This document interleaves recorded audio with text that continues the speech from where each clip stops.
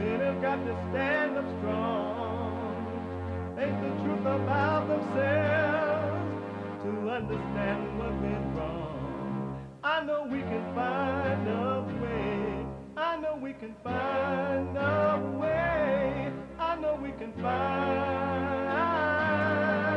a way to stand up, stand up, stand up.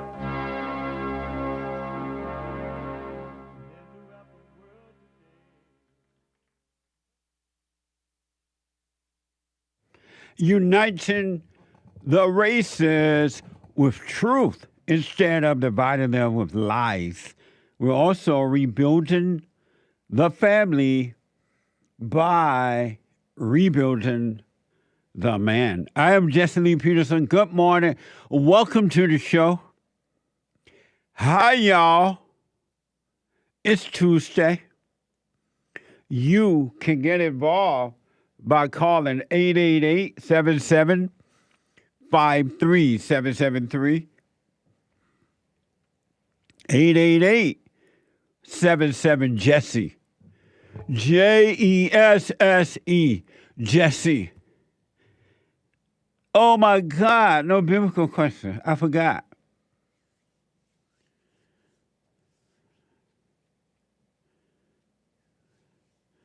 Oh, I think I'll use this one. Well, I'll have to think about it. I'll let you know.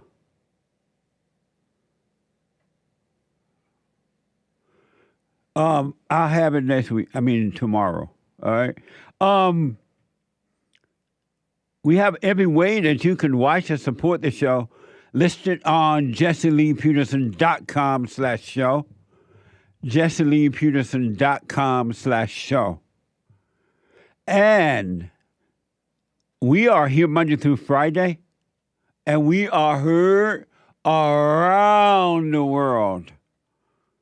And for the flat earthers, up and down the world, by everybody and they mama, if you're black, and everybody and their mama, if you're white.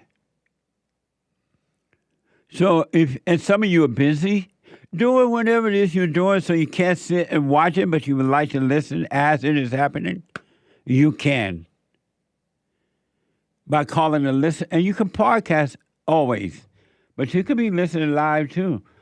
If you just land up at a beach in beautiful Hawaii or Japan or South Korea, North Korea, or anywhere, you could, Africa, mommy Africa, you could be listening to the show by calling the listen line on TalkStream Live on your iPhone or iPad at 605-615-4131. That's 605-615-4131. And to donate and have your comments read out loud, go to Buy Me a Coffee. BuyMeACoffee.com/JLP Talk. BuyMeACoffee.com/JLP Talk. A Bond JLP Cash App. Bond JLP Cash App. All right? It's Tuesday. And it's a beautiful Tuesday. Because, but not only, every Tuesday is Country and Western Tuesday. Bring back, oh, bring back my country to me. Bring back my country to what me. What the?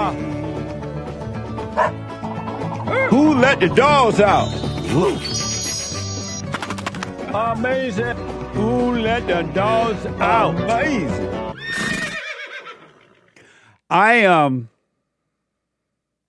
Some of you are aware, we do the church service on Sunday mornings, fellowship.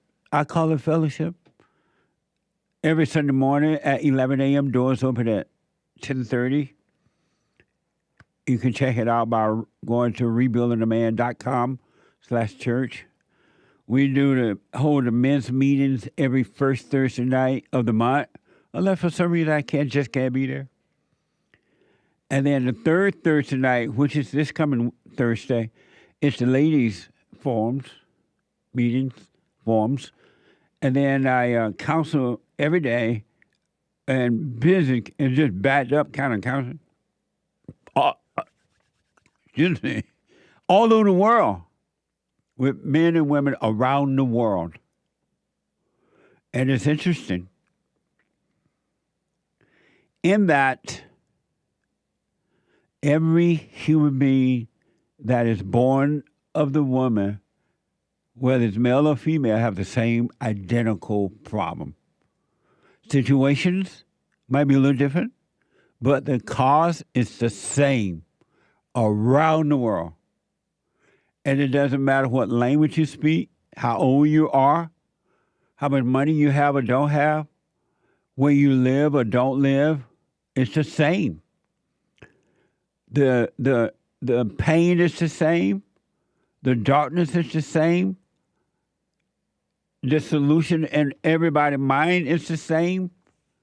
It's not, we almost said weird, but it's interesting. I cannot tell you how much I've learned or realized just by dealing with other people. They confirm what I see to be true. It's interesting, too, is that the pain, it doesn't matter if you go to church, if you're a Catholic. Because I talk to people who are doing the Hail Mary prayer thing, whatever that is. Hail Mary. They are Hailing Mary, but they are miserable.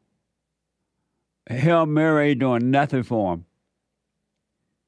Zero, but they're up there Hailing Mary. Whatever that means. Hail Mary, full of grace. Hurry up, don't be late. Or they are doing the Allahu Abba prayer 8 times a day, 10 times, whatever, anywhere, in the road or anywhere. Or they're praying to God or Jesus, all in the name. Or they are Mormon praying to that guy that's dead, whatever his name was, the guy that founded the Mormon religion. But what I've noticed, and what is to be true, they are all miserable. They cry at night. They're lonely. Joseph Smith. They're lonely, or they're atheists, or they're tarot card reader Christian, or whatever you call those people, or they worship the stones. They go and let somebody read some glass stones to them or whatever. They're miserable. And they all are having the same problem. Hurt and lost and angry and lonely and depressed and suicidal, revengeful, unforgiving, lost. And a lot of them have amazing talent, and then they have great jobs. They build houses. They all kinds of talent around the world, and yet they're miserable. If they're married, they're not getting along. Husband and wives are not getting along. They're going through pure hell. If they're dating, they're catching the blues. It's all the same. Everywhere. It's like evil speaks the same language. I mean, evil speaks the same words through every language, by way of every language. Even Chinese. Oh, rice. It is mind-blowing. And the solution to the freedom is the same for all if they should take it. But the interesting thing is, some take the solution and overcome, and others don't. Some start taking it and doing it, and they stop along the way. Satan tell them, you know what, go to this church, go to that church. You don't need that anymore. You don't need to be stealing no God. You don't need to. And they stopped, thinking that it was their idea to give up. And the one primary problem, the number one problem that brings on all the other problems, they refuse, well, two things. Number one, they refuse to forgive. They refuse to drop their anger. The men and the women in all races. But those who do sincerely drop it because they're sincerely working on themselves, they stay with it once they truly like, whoa, and they overcome. But those who don't, they suffer in the darkness of their imagination, because anyone that has anger cannot help but live in your thoughts. And your thoughts are not your own. Your ideas and your thoughts are not your own. But every human being lives in them, and they worship them. And they look to those thoughts for the answer, and they never find it, and they go from thought to thought to idea, from thought to thought. And the thought constantly tell you, okay, well, do this.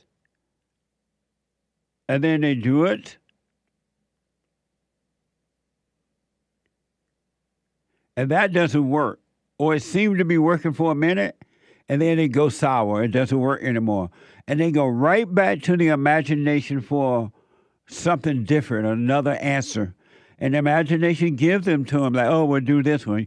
Go get yourself a new wife, or get yourself a new husband, or get yourself new friends, or get yourself a bigger house, or get yourself a better job. And you consult with that thought, and you listen to that, and then that doesn't work after a while. And you just go around a mountain into your jail cell, consulting with evil and calling it good. So the number one is they refuse to drop the anger. And number two, they refuse to not listen to thoughts, the imagination. Men and women, you yet haven't learned that anger is evil. And human beings who have not overcome the anger are evil, downright dirty, vicious, deceptive, evil human beings. All in the name of Jesus. There's no good in human being, in human nature. And yet you lie and say that it is. You deceive yourself by saying, oh, they're so nice. Oh, that person gave me some bubble gum. Oh, what a nice person. You lie to yourself. And as long as you lie to yourself, Satan is your God. He's your God. You could be praying to what you think is a real God. You get on your knees, oh, God, help me. Lord, help me. Have mercy on me. Bless my mama, bless my daddy, heal my husband, heal my wife, heal my children. And nothing happens because you're praying to the devil. And when you're crying, you're lying. Every time she's crying, she's lying. What a sad way to live. And when I say sad way, not that I feel sad, but that it's a horrible way to live when you could be free. And can't know nothing out there save you from this hell you're in. No human being have love to give you to save you from it. No job, no nothing can save you from it. Going to church can't do it. You got to stop reaching out. I beseech you, brother, by the mercy of God, to present your body a living sacrifice. You got to present all of your stuff to the Father and do nothing about it, and He will help you through it. He will take it away from you. Read the Bible. You can read the Bible, quote the scripture. You can be a black Israelite Jew and still miserable. Because you think you're a black Israelite Jew, so now you think you feel better than the white Jews or the real Jews. You think, oh, I'm better than them. Oh, those are false Jews. We the real Jew. And you cry at night on your Jew pillar, on your black Jew pillar.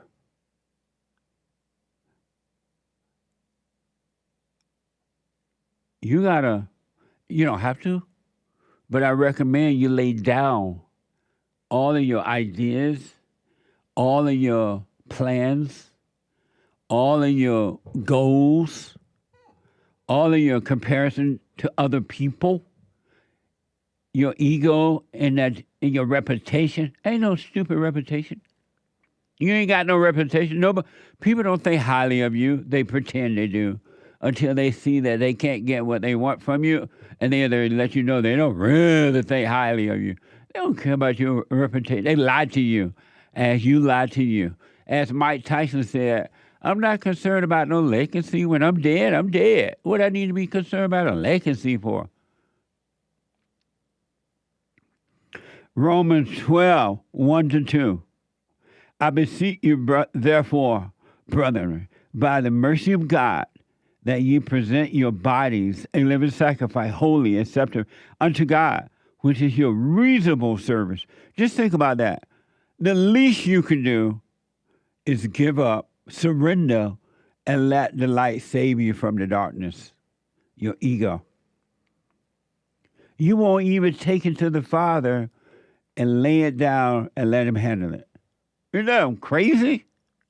You'll take it to a stupid PhD psychiatrist or counselor, but you won't take it to the Father. And you take it to this physical world out there, and they only make it worse. Your reasonable service, that's the solution to your problem. Present your body, present your false self, your false life, and it will be destroyed. And in order to have a life, you must die from the false life, the fake self, the false self, which is your reasonable service. And be not conformed to the world, but be ye transformed by the renewing of your mind. He will give you a brand new, clearer mind. And God is clear. The truth is clear. Darkness is confusion. Darkness is confusion. The truth is clear. He will transform your mind. He will renew your mind. That ye may prove what is that good and acceptable and perfect will of God. How many people, just think about this, smoke on it. How many people are willing to give up your body, present it, and just live with it? Live with your anger. Live with your darkness. Live with your fear. Live with your doubt. Live with your loneliness. Live with your malice. Live with your revenge. Live with your jealousy. Live with your fear, desperation, suicidal thought. Just live in it. And by living in it, do nothing about it and present it. Just let it be. You go on with your day and present it to the truth, and the truth will take care of it. How many of you really, really willing to do that? A handful. See my black hand? That many. As many as I can hold in my hand, that's it. But yet, you cry, and you go to church, and you pray, and you fake it. Let your anger go. Anger is not good. Anger is evil. And whomever told you that is good, and they use Jesus to justify their anger, well, Jesus' angry, they're lying. Jesus was not angry. And he definitely didn't have human anger, which is evil.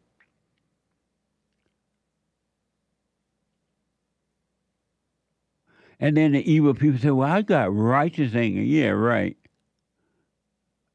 You ain't got no righteous anger. You don't even know what that is. Your idea of righteous anger is not righteous anger. Here's what anger can do. An example of it, it will do, is doing through you. Just think about what you've done due to anger and how quick you can snap on yourself, even on your closest family members. You'll love them in one moment and snap on them in the next moment. Just snap. And in some cases, you can kill them. Here's an example of anger from WSAZ3. Two parents from Maryland are hoping for answers after they say their 7-year-old son was hanged. They say hung, but hanged in his school bathroom by a fourth grade bully and ended up hospitalized. Just think about that. A fourth grade bully. Watch this from WSAZ3. If you look at my son, he has marks under his eyes, like blood vessels. He still has bruises on his neck from being choked. It's hard to hide emotion as these two parents who don't want to be identified talk about their son. They're hoping for answers after they say their son was hung by a fourth grade student in the boys' bathroom Friday. He's traumatized. Right. It's going to take time. This is not something that he's going to get over just overnight. Paperwork from the hospital lists one of his injuries as a neck contusion, which is caused by blunt trauma to the neck. The 7-year-old is a second grader at C. Paul Barnhart Elementary School in Waldorf. Charles County Public Schools says they're aware of the incident and sent a statement saying, in part, 2 of our students were reportedly horseplaying in a school bathroom when one student's jacket got caught on a stall door hook. The student was not able to free themselves, and the other student involved was also not able to help them. It doesn't make sense to me. If you're horseplaying, how do you get caught on a hook? We need answers. I want answers, and we won't stop until we get answers. You know there must not have been white people involved, right? Because they would have the white faces all over the camera. Isn't that amazing? A fourth grader, I believe, and they said, and a second grader. Something like that. You want to hold on to your anger and be miserable? Live that way. That's up to you. The mother says her son told her that the bully said, I am going to show you how I used to deal with people back in the day. Watch this from WSAZ3 again. And now the parents say they're sharing their side of the story in hopes of preventing this from happening to anyone else. My son did tell me that when they were in the bathroom, he said that the little boy told him, I'm going to show you how I did people back in the day. That's why I feel like it's bullying, because it's no telling how many other kids this has happened to. And they want the school district to step up. I want to see a policy in place. I would like to see at least hallway monitors. I want to know why is a fourth grader in the same hallway or the same bathroom as a second grader. Most schools have them divided. I feel like this is very unacceptable. These are all our children, and they are the future. So we need to protect them. Like, we sending our kids to schools every day thinking that they are safe. Amazing. I guarantee you, whatever happened, they were influenced by evil to do that, allegedly, whatever happened. But they were influenced by evil, angry. And if you check out their parents, see how angry they are. And you repeat it generation after generation after generation because you refuse to overcome your anger. And you pass it on to every generation. A fourth grader is 9 years old or 10 years old, the bully's age. So if it's true, he said, I'm going to show you how I used to deal with people back in the day. What days? You ain't but 10 years old. You ain't got no days. If that's true.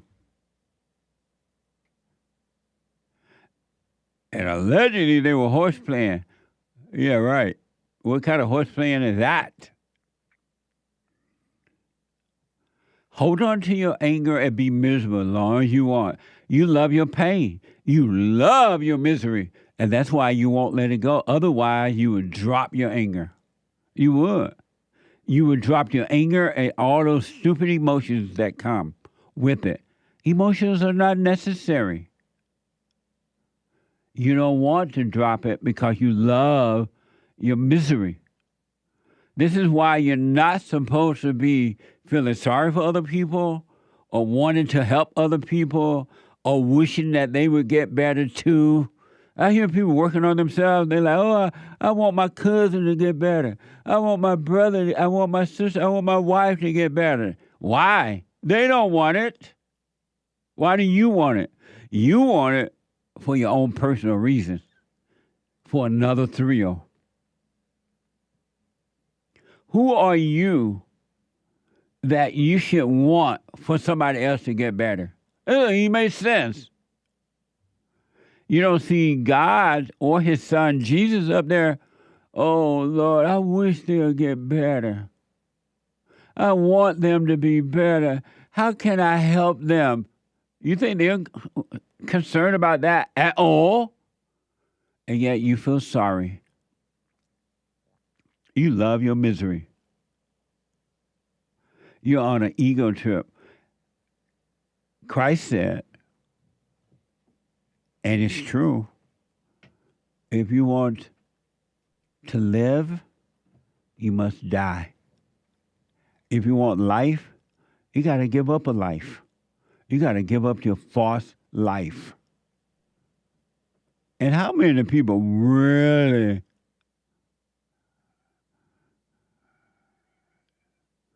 how many of you are really willing to give up your false life? Who would I be if I don't have this? Who would I be if I stop thinking? Who would I be if I don't have a plan? Who would I be if I don't have an idea? Who will I be if I don't do this and do that? You're a dummy. You're holding on to a false life.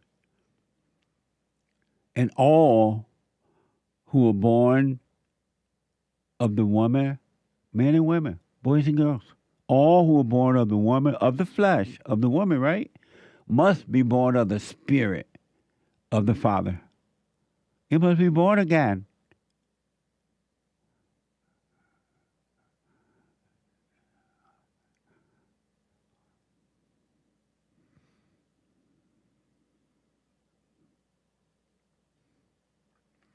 And the mama in that story, oh, my son is not going to get over this overnight. She's already decided. I wonder why. She's decided that how does she know? Kids can get over things quicker than adults because they're not as ego-driven yet. They forgive.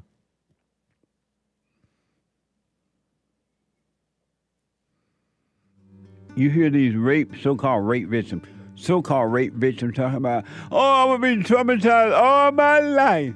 I'm never going to get over that. You're right, you dummy. There's nothing you cannot overcome if you work on yourself. 888-7753.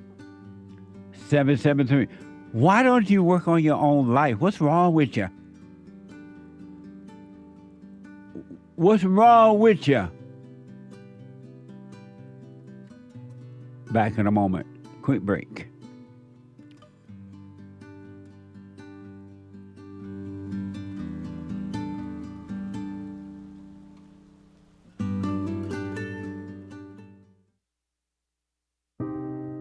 I just wanted to say that I've been listening to you for a few years now, and when you talk about the illusion of racism and how it's just a a divisive tool that the media uses, and it's just good and evil. Yes. And that's what we got to focus on.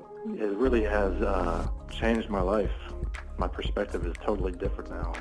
I'm more calm, I'm more peaceful. You know, when you talk about forgiving your mother and letting go of that hate, and it just transforms you. So I just want to thank you for that and let you know that, you know, you really are doing God's work by waking people up with this message. Amazing, Aaron. Thank you, man. I appreciate that. Sure. I can hear the angels in heaven singing right now. They're rejoicing. That's amazing. Stay with the silent prayer. Speak up, don't resent, and doubt every thought. And Aaron, you have not seen anything.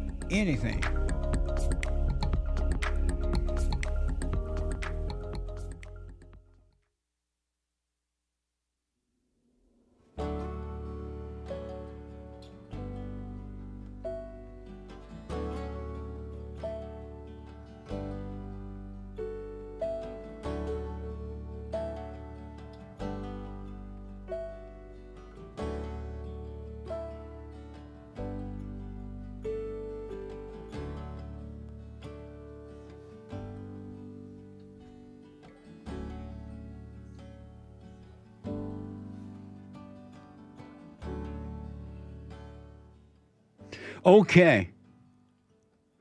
888-77-JESSE. Welcome back. Announcements. Thanksgiving is next week, I'm told. Thanksgiving, then Christmas, and then New Year's. Birthdays, all kind of stuff happening. I do shout-outs for you. Birthday shout-outs, Merry Christmas, Happy New Year, whatever the shout-out might be, I do it for you. Go to encouragement, whatever you want.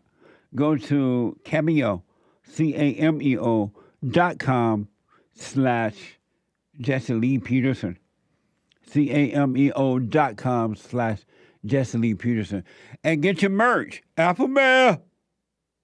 Not a beta male, but an alpha male. Get your merch. What do you say?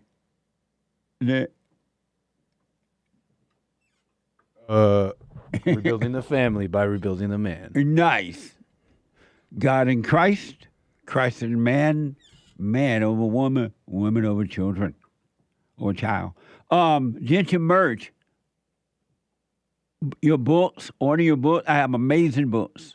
But the merch, shirts and mugs and T-shirts and all kinds of stuff. And books. All my books are amazing. And I will sign them. But time is going by really fast. Order now so we can get them signed and back out to you in time. Amazing Christmas gifts, all right? Go to rebuildingtheman.com/store. rebuildingtheman.com/store.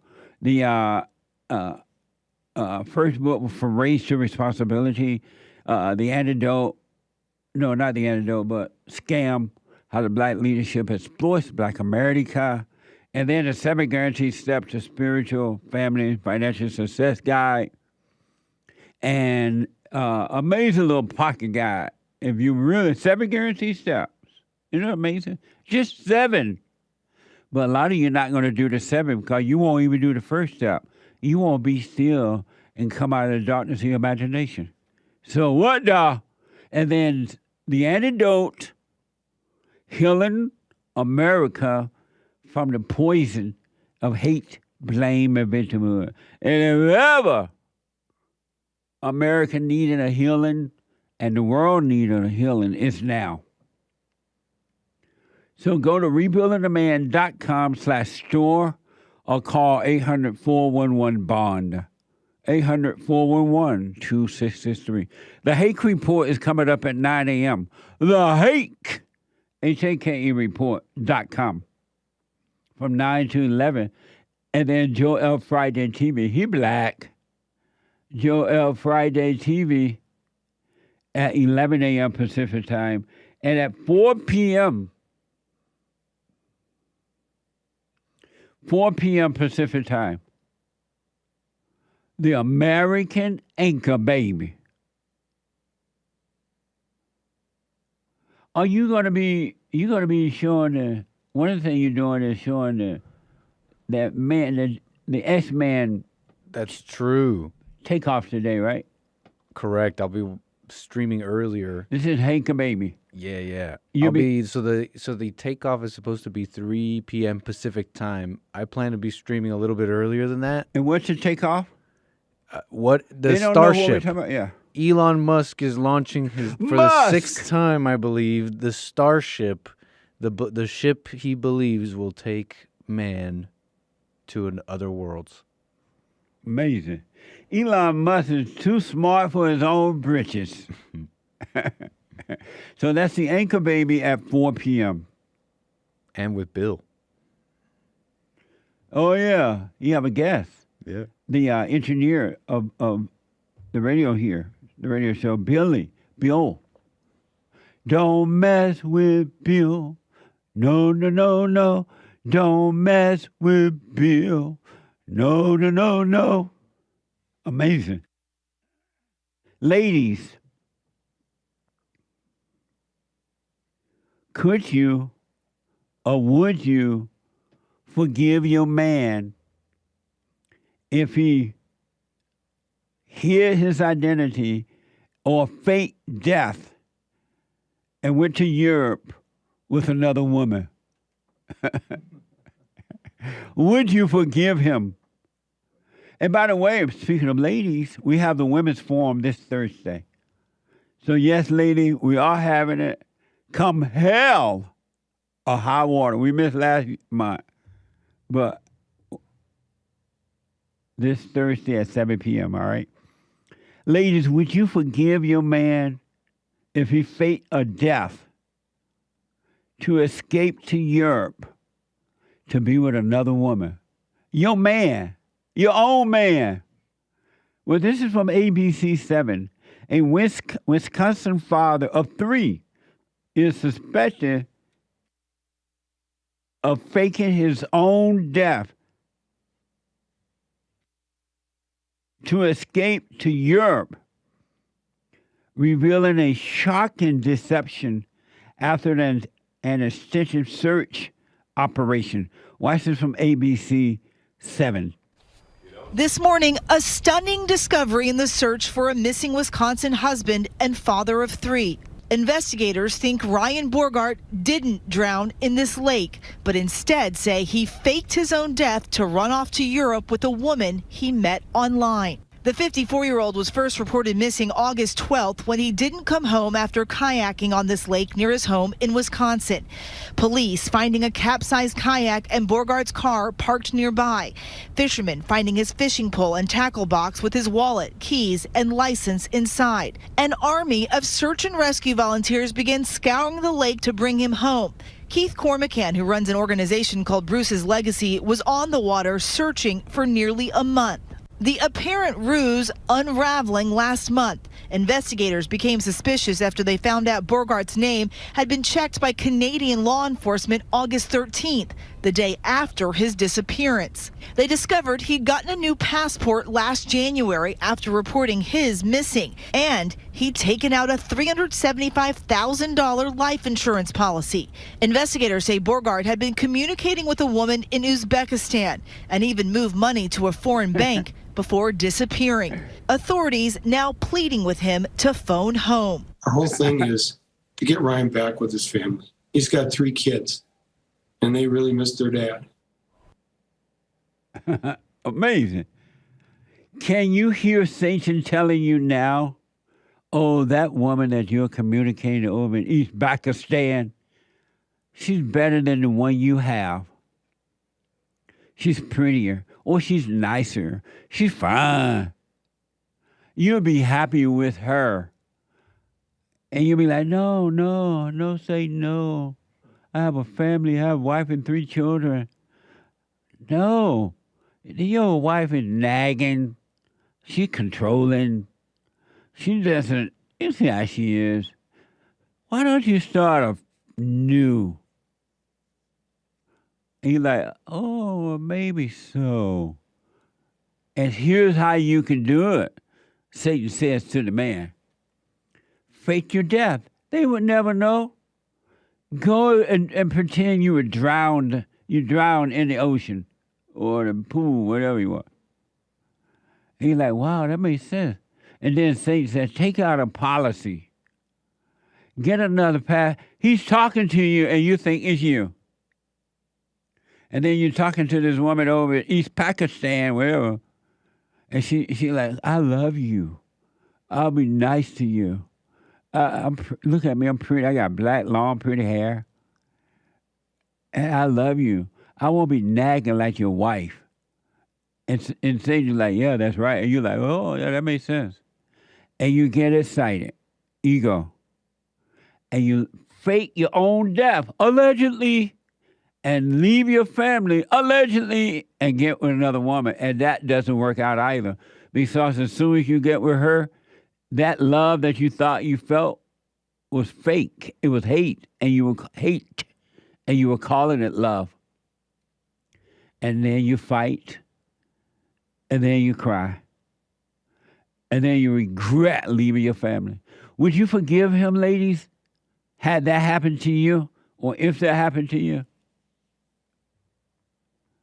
Would you forgive and take him back? 888-7753-773. 888-77 Jesse. Jesse. Jesse. Let me go to Kelvin out of Ohio. Kelvin, welcome to the show. You're on the air. Yeah, I appreciate being on the best of the week. Amazing, huh? Yeah. So, when we talked last week, we talked about all thoughts, and it got a good reaction out of people. So, I think we should do a part 2 about that. But you shouldn't do it to get a good reaction from anyone. You should do it because you want to know the truth. Yeah, that too. Because if you're doing it to get a good reaction, because you're doing it for the thrill, and the thrill, that's not love, and that's not legitimate.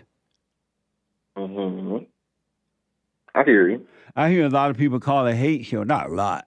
But they're like, oh, Joel show. Oh, I said this on your show, and then I looked at the chat, and everybody just said this about it. And so they're doing it to keep the thrill going. They're not doing it out of love. Understandable. Oh, amazing. But, anyways, so I wanted to also comment on it.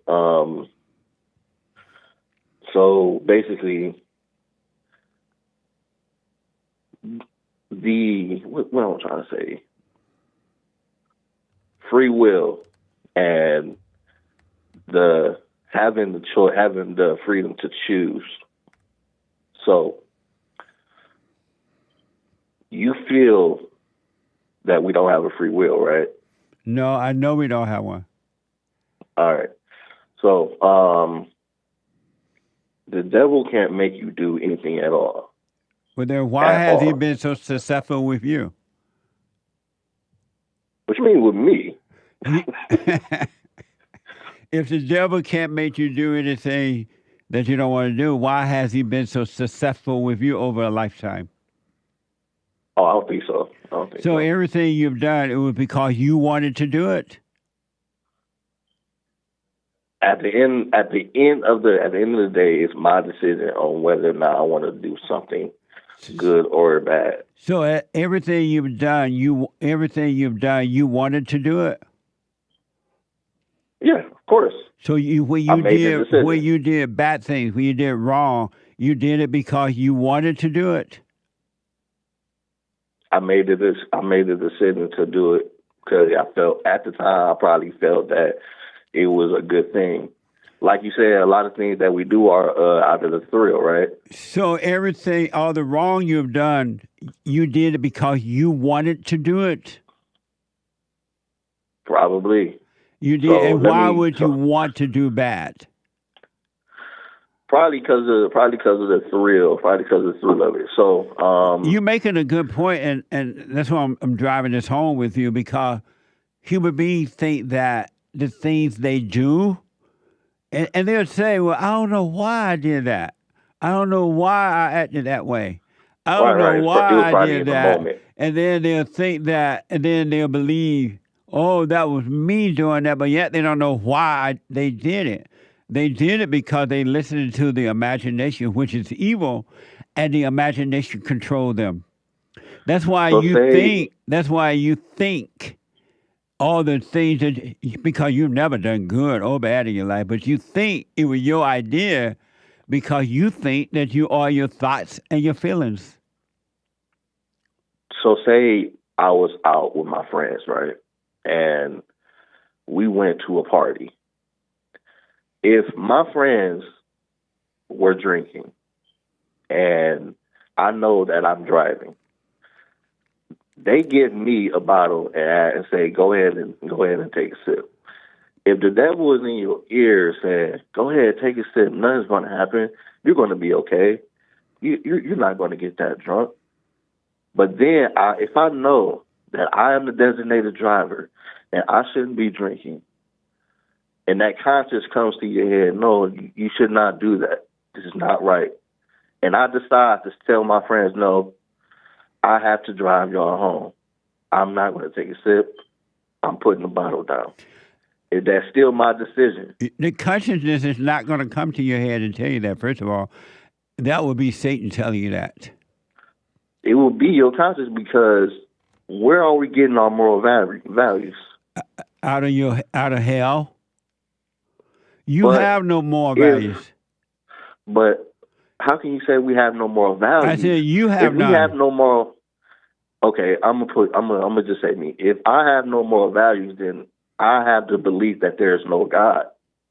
No, the reason you have no moral value because you don't believe there is a God. The only way we can have moral values if there is a God. So we know right from wrong. No, you don't. So with me making that decision not to take a drink, that's me knowing right from wrong. You don't know right from wrong. So me putting the bottle down, was that right or wrong? How is it possible for you to know right from wrong? Because there is a God. And where do you get your moral values from? God. We get our moral values from God. If we don't get our moral values from God, then that is simply saying there is no God. If there is no God, then we do not know right from wrong. How do you get your moral values from God? How do you get them? All right. You can get them from experience. You can get them from learning. You can get them from life experiences. No, I'm asking you, how do you get from God? You're telling me how you get them from hell. I'm asking you, how do you get them from God? You say you have got moral values, right? And you say your moral values are from God. How do you get your moral values from God? All right, I don't want to put the Bible in it, but say I'm not trying to go there. But if I read it and if I get certain things from it and I learn certain things that are right and certain things that are wrong, there comes the moral values. And so how do you get your moral values from God? How do you get your moral values from God? That's the part. You just mentioned the Bible, and you ain't never got and never will get one moral value from the Bible. But how do you get your moral values from God? You said they come from moral values from the Bible. You ain't never got a moral value from the Bible at all. You learned about them because you heard about them from other people that you read, but you never got one at all from the Bible. And you yet didn't tell me how you get them from God. So you can't know right from wrong from the Bible? And that's all you know about right from wrong, but you don't know what right and wrong is from the Bible, period. But you can apply it to real life. No, you can't. Not at all. No, you can't. You may try to apply. Why you think they don't work? But because of time, and I'm going to have to run, how do you get your moral values from God? how's the best way to put this? Our spiritual connection to God. That's just us being human, just us being spirits. That's where we get our moral values from God. It doesn't just have to say, it doesn't just. What does that mean? We just get it from. It's automatic. We get our moral values from God. We know right from wrong. So if you're getting your moral values from God, why are you miserable? You can't say that about me. You can't say it about everybody. No, you're miserable. You don't have perfect peace. How can I be miserable? Because you have no perfect peace. I have peace right now. No, you don't. Yes, I do. I have peace right now. But you never did tell me how you get your moral value from God. You never did tell me. So we're made in His image. We're made in His likeness. We get our moral values from Him. All you're doing is quoting the Bible right now. How do you get your moral values from God? That's just our spiritual connection. We as human beings. You quoted the Bible. Right, you're not telling me how you get. I'm not quoting the Bible. That's not in the Bible. Then why don't you have perfect peace? I have peace right now. But you don't have peace right now. Peace is forever. Yes, I do. No, you don't. Okay. You don't have perfect peace. Everybody, Jesse. I know you don't have perfect peace. Boy, sure and without a doubt. Yes, I do. No, you don't. Well, I don't. There's no such thing as perfect peace in this reality. You said there is no such thing as perfect peace? As perfect. Perfect, meaning there's nothing that can go wrong in your life. Peace. I said I have peace. You're like, I have perfect peace right now. No, you said I have perfect peace. No, you said I have perfect peace right now. Now you said there's no way to have perfect peace. Peace right now. There's no to say I have perfect peace. That means that 100%, without a doubt, with no X in it, that nothing in my life from now until I die, I will never have a stumble. I will never have a mistake. Nothing will ever go wrong in my life. Does the Bible talk about perfect peace? I'm sure it does.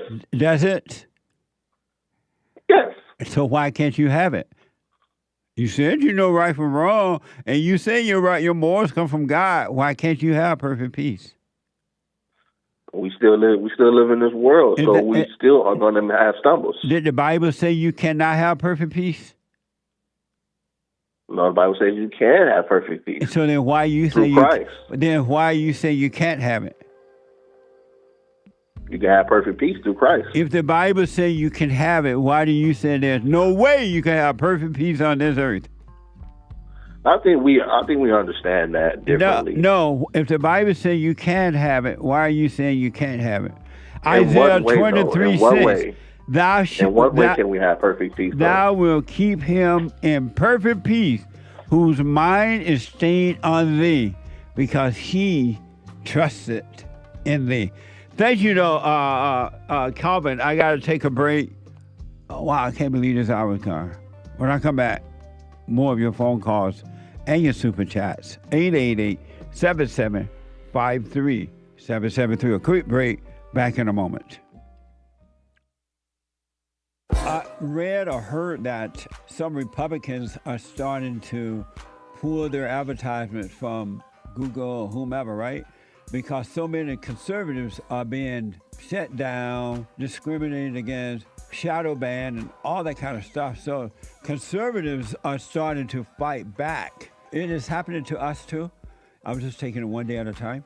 But you can go to JLPtalk.com and find all the ways to support us. You can check out rebuildingdemand.com and support our nonprofit organization. You can call 800-411-BOND, 800-411-2663. And don't forget to like, subscribe, follow, share, and Sunny. And also, we have thefallenstate.tv. Ring the bell.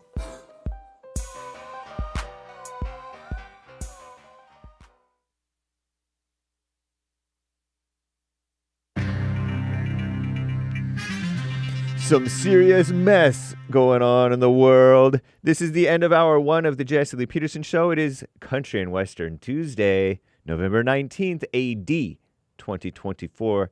The lines are full, guys. JLP will be right back to your calls and more great stories and super chats. But first, fake news, not fake news. Comedy Nonsense Network, CNN reports. Oh, by the way, Women's Forum, ladies, third Thursday of the month, 7 p.m. That's this Thursday, the 21st of November, 2024 AD. 7 p.m. at Bond in Los Angeles for ladies only, in person only, not recorded, not streamed, okay? No Zoom at this point, all right? Rebuildingtheman.com/events if you need more info. Or call the office, leave a message if it's off hours, 1-800-411-BOND, 1-800-411-2663. Or local number 323-782-1980, 323-782-1980. And watch out for those carrots. Wash your carrots or throw them out if they're expiration date November 12th or something like that. Because they're giving E. coli to people. Somebody died who is over 65 and maybe had health problems, but that's not good. It's still not okay. Over 65 is still potentially pretty young. But anyway, a rare sea creature known as a doomsday fish was spotted yet again on the California shores for the third time just this year. The oarfish, O-A-R, all one word, oarfish, is considered to be a harbinger. Is it harbinger or harbinger of bad news? And is only the 22nd to have washed ashore in California over the past century, at least that they've seen. What a mess. That was in Encinitas. Is that up north a little bit? I think it's up north. I'm not sure. I don't know my geography. Even in California, terrible. President-elect Donald J. Trump confirmed in a post on Truth Social, his social media platform, on Monday, yesterday, he is prepared to declare a national emergency once again on the border situation and the immigration invasion situation as part of his plan to deport migrants, meaning illegals, in the United States on a large scale. People close to the president-elect and his aides, helpers, right, are laying the groundwork for expanding detention facilities to fulfill his campaign promise of mass deportation in the nation. Trump also prepared executive actions that are a callback to his first term and could be rolled out as soon as he takes office.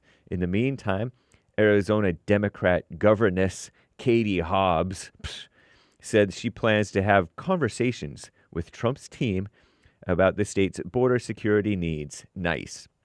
But she said that she will oppose certain policies if they don't help her state. Shameful. And SpaceX. Space is real, guys and gals. SpaceX is aiming to launch Starship, the most powerful rocket ever built. And its sixth test flight is today. Make sure you catch American Anchor Baby today with Baseball Tard Bill. Also on the going to be co-hosting. So cool. You can call in and get at them. That'll be in the studio, I do believe. Nice. And anyway, Trump plans, president-elect, our greatest, Donald J. Trump, plans to attend the launch in Boca Chica, Texas, according to reports. SpaceX CEO Elon Musk, he's gained significant influence in the formation of Trump's incoming administration. He says the vibe is great. Starship also is the vehicle selected to land U.S. astronauts on the moon as soon as 2026. Last month, SpaceX succeeded for the first time in bringing back safely landing the rocket's booster. So cool. Called Super Heavy. Taller than a 20-story building, by the way. Similar to the last test, SpaceX this week will try to catch the spacecraft midair with a set of massive metal arms called chopsticks. Isn't that cool? So shout out to Elon Musk and shout out to our greatest president and shout out to America. I'm James Hake. Now back to JLP, Hour 2.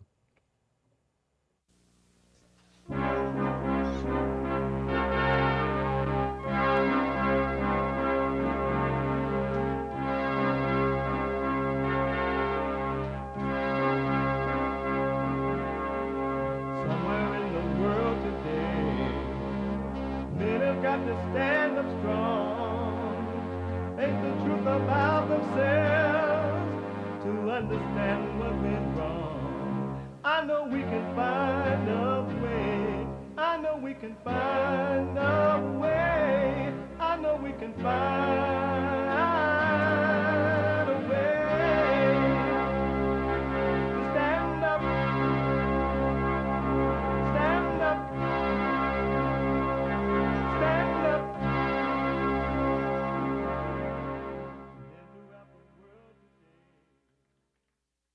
Uniting. My mic going out again. Like it just fade away. Huh? Just going flat. Yeah. Uniting the races with truth instead of dividing them with lies. We're also rebuilding the family by rebuilding the man. I am Jesse Lee Peterson. Welcome to the second hour of the show already. You can get involved by calling 888-77-53773. It's like all of a sudden my mic just faded away. What the?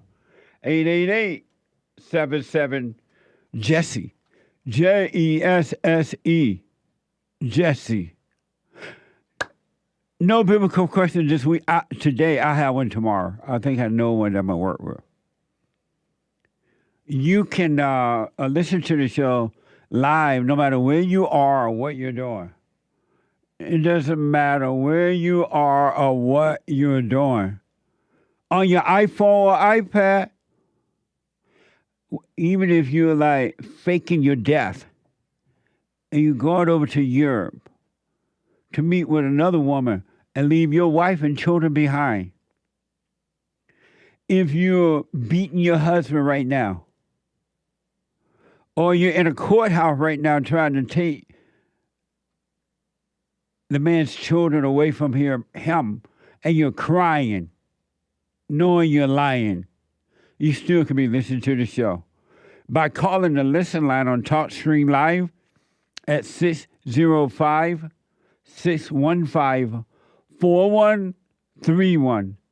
605-615-4131. And to donate to have your comments read out loud, go to buymeacoffee.com/JLP Talk. buymeacoffee.com/JLP Talk. A Bond JLP Cash App. Bond JLP Cash App.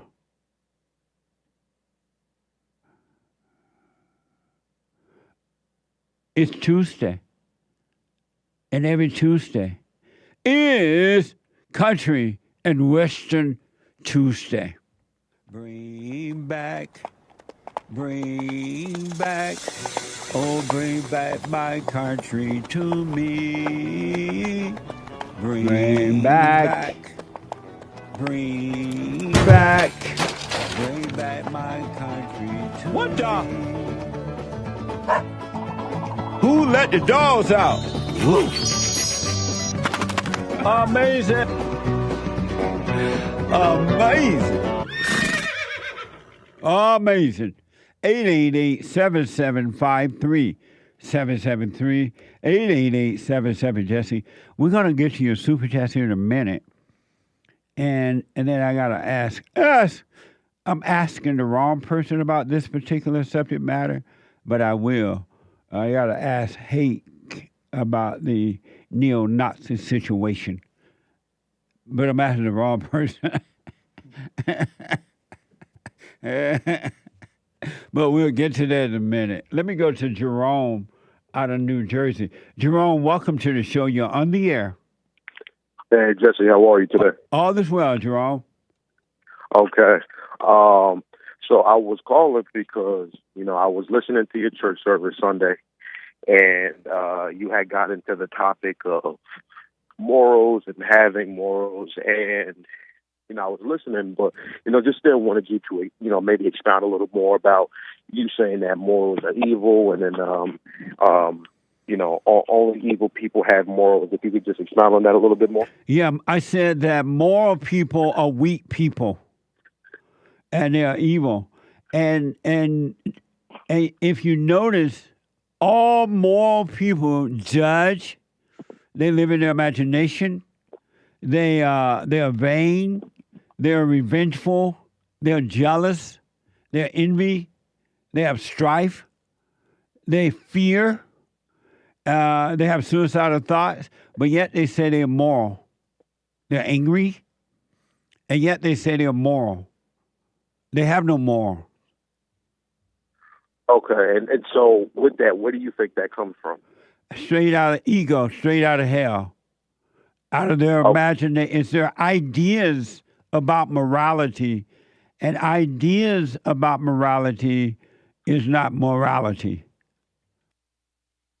Okay. Because when I listen to you say that, something, I've been listening to your show for years, and one thing that I always hear you say, like when you're speaking to black people, you say that, when I was growing up, black people, they had morals, they had character, they had values. But now you're saying that people with morals are evil. So I just wanted to gain a more understanding because, this is something I've been hearing you say for so long, but now you're saying that morals are evil. Yeah. Have you ever met a moral person that was good? It would take me some time to think about it. Why? You met a whole lot. No, I'm just saying. You met a whole lot of people in your lifetime, right? Yeah. And out of the whole lot of people, the Christians and non-Christians alike, the different colors, the men and the women, have you ever met a moral person that was good?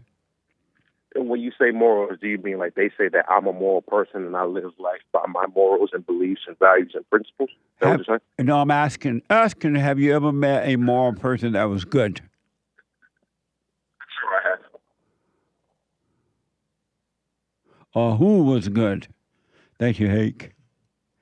Have you ever met a moral person who was good?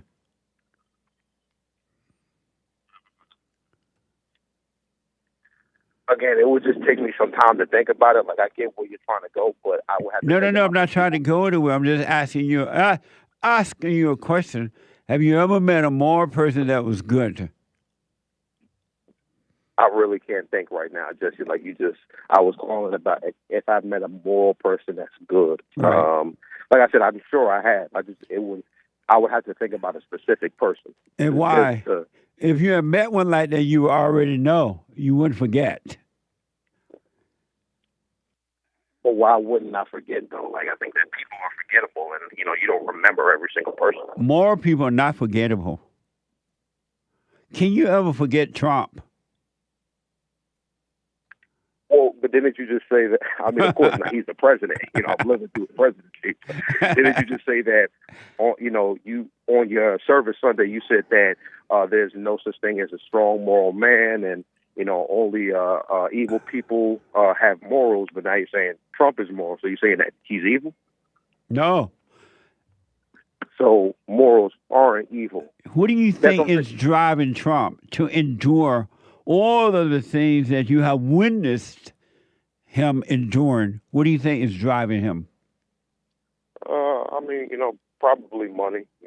Money? People that handle it. Are you serious? Yeah. You think money is driving Trump?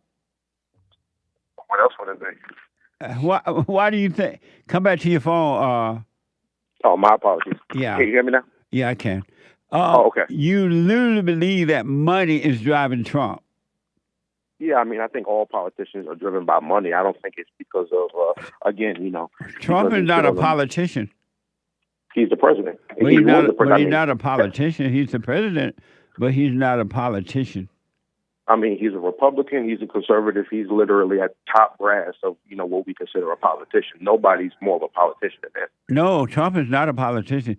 If Trump was a politician, he would not do as well as he has done when he was in there and what he's doing now. He's already changing the world, and he hasn't even been sworn in yet. Yeah, but he's been a president before, and he might not be what we think of as the conventional politician, but he's still a politician nonetheless. Have you dropped your morals?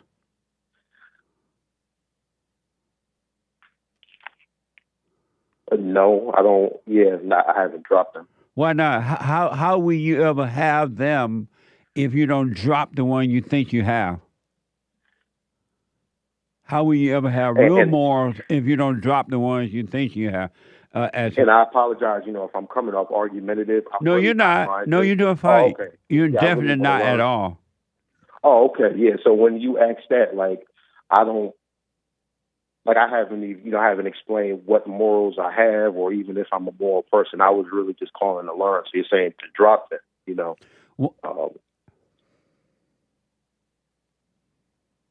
And why have you dropped them since Sunday? I've never heard this sermon before, and I don't feel like there's a reason to drop morals. I think that morals are something that all people should have. You have morals? Yes. And what are your morals? Just do right by people. But do you do right by people? Yes. And how do you do right by people? I don't even know how to answer that question. If you want me to give you specific examples of how I do right, I think that, it will kind of just be, not necessarily my word against yours, but I could just be lying about what I'm saying anyway. So me just listing examples, it wouldn't. Yeah, I'm not sure what that. But how do you know you do right by people if you can't say what you do that is right by people and moral? Well, sometimes you just in terms of actually doing something, and then actually articulating something. It's kind of like, I'm not trying to get into the weeds here. I'm just using this as an example, but it's sort of like that new question that that's been around for the past couple of years. Like, what is a woman?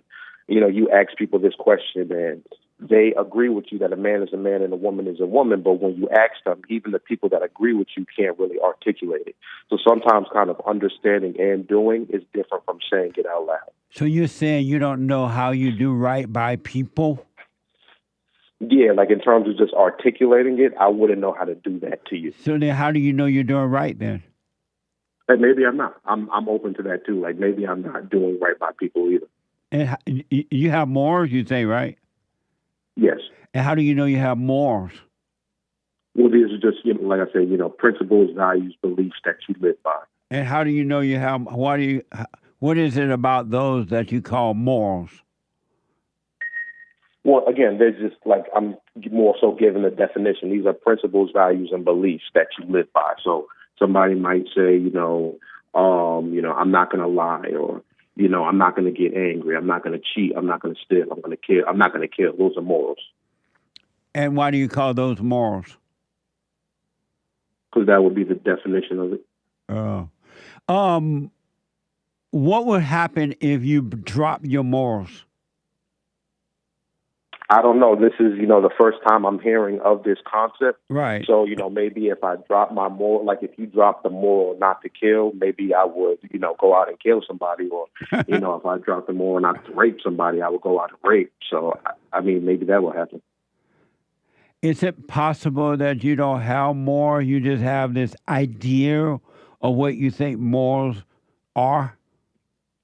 Yeah, of course. That's why I was calling today, because I am open to, any thought pattern, and, a way that I've been thinking for years may be wrong. So I am open to the idea that, my morals or what I perceive as morals could not actually be morals at all. Would a moral person ever judge? Maybe. How is that possible? No, I'm just saying, this is still would a moral person ever judge? Maybe, maybe not, but when you say judge, you mean to, if I see something and, I criticize them for it? Will a moral person ever judge him or herself or anyone? I don't know what you mean by judge. Will a moral person ever get angry at him or herself or anyone else? Yeah. A moral person would get angry? Yeah. And where is the morality in anger? Well, those are two different ideas and concepts, like morals and anger. That's different. Where is the morality in anger?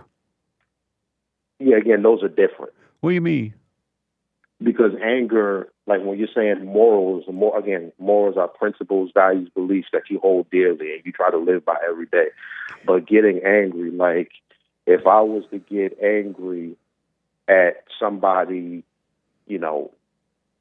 robbing me or killing one of my family members, that doesn't mean that I don't have morals now because they did something wrong and I would feel right to be mad at somebody that robbed me or killed one of my family members. That doesn't mean that my morals now go out the window.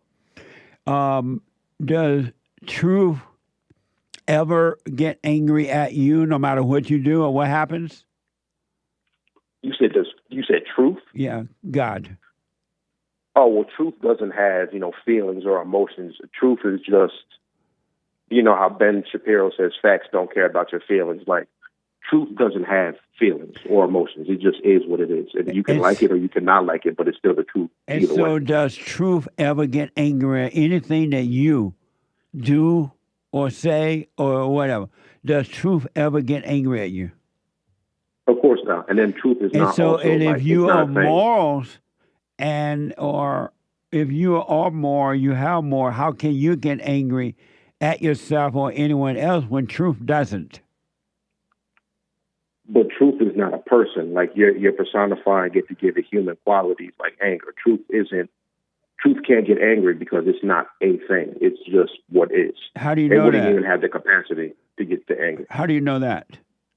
Because truth is not a person. How do you know? Because truth is just an idea. It's a concept. Does truth have morals? No, and it doesn't have anything. It just is. Amazing. Jerome, I got to run. Very interesting conversation now. Can I just ask one quick question that I had asked? Yes. So again, when you were talking about, people with morals are evil, but you said, when you were growing up, black people had morals and they had values. Are you saying that the black people when you were growing up were evil? Those who, absolutely. But in those days, some of them overcame their evil, whereas today's black is rare now that a black person overcome evil because they have accepted anger as good and justified. But men like yourself, it sounds like if you're working on yourself, are you black? Yes, I am. Men like yourself who are finally working on themselves, if you stay with it, you will overcome evil and then you will have morals. Okay. Yeah, I know you have to go, but I'll make this one quick statement and maybe one day I can call back and we can speak about it. But, okay. When you say that, they weren't moral, they were evil even back then, again, I don't mean to be argumentative, but it kind of ixnays, so to speak, on everything that I've been hearing you say since I started listening. Now you're saying that they're, evil as well. And it sounds like all the blacks human back beings, then all who are born through the woman must be born of the spirit because you're born through evil. You're born right into evil through the woman.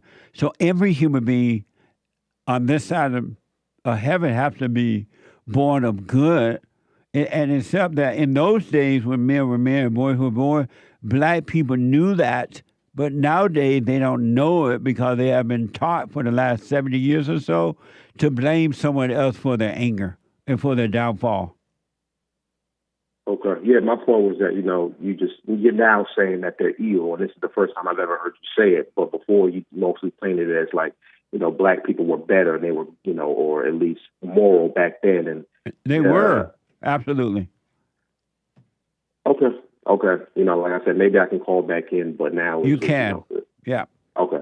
Thank you, Jerome. All right, thank you so much. All right, buddy. Nice. Super chat. Super. Aries 1 gave a diamond, no message. Thank you, sir. Thank you. On punchy.tv/JLP. Punchy.tv. Jay-Z said concerning that 10-year-old child in Georgia yesterday. Georgia on my mind. Who walked into town when his mother was out. Right, and the mother was arrested, right? Yeah. Charged. A 10-year-old boy walked into town, according to a report, not that far away from the house, and the mother was arrested by some dumb social worker and fat police woman. looks like a case of the local Gestapo trying to tell people how to run their lives and raise their children. Yeah. You have too much government in your life now, really. They try to tell you how to do everything, how to think, how to act, how to raise your children, who to hang out with, who not to hang out with. Excuse me, what color people you should like and not like. The government is ruining your life, and you're allowing it to happen. Amazing. Thank you. Angban Art bought a coffee. Does Satan have a will of his own? No. Yeah, it's evil. Tony bought a coffee. He had it because he decided that he wanted to be God and went against the Father. So now he's in that fallen state. Amazing. Tony says, I came home today. Of course, there was the hate, ungratefulness for America on a lot of YouTube videos. I bowed my head and humbled myself. I, for one, am grateful. Thank you, God, for America, your country. Amazing. Thank you. Jimmy bought a coffee. I don't think Mike Tyson could have knocked out Joe Biden Friday night. I tried to watch, but my Netflix kept screwing up. I'm probably better off having just watched my screen buffer. Maybe Jake can fight Conor McGregor next.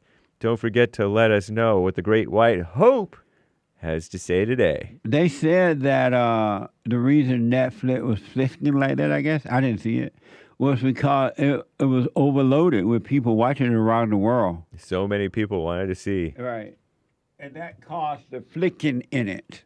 Yep. So let me see what the Great I don't frankly have time for total political correctness. And this country doesn't have time either. Amazing. Facts.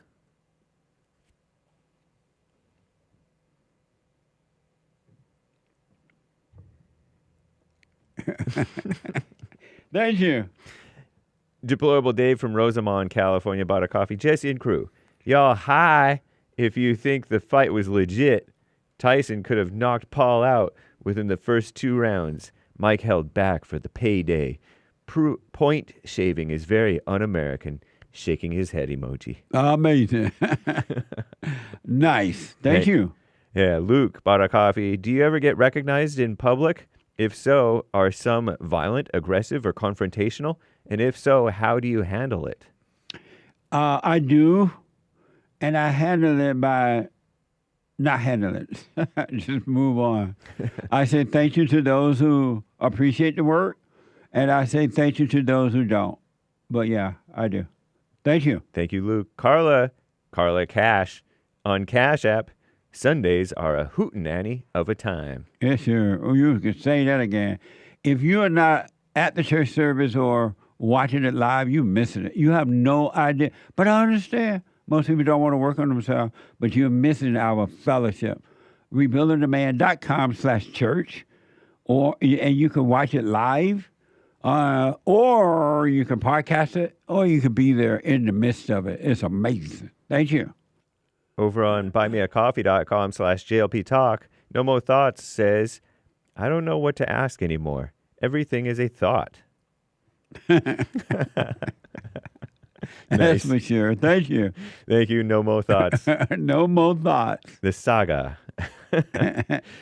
Tiptoeing through the tulips bought a coffee. Long-time listener. Ever since Trump won, you have been so funny like the old days. Shout out from Ark, Kansas. He black. I can see clearly now the rain is gone.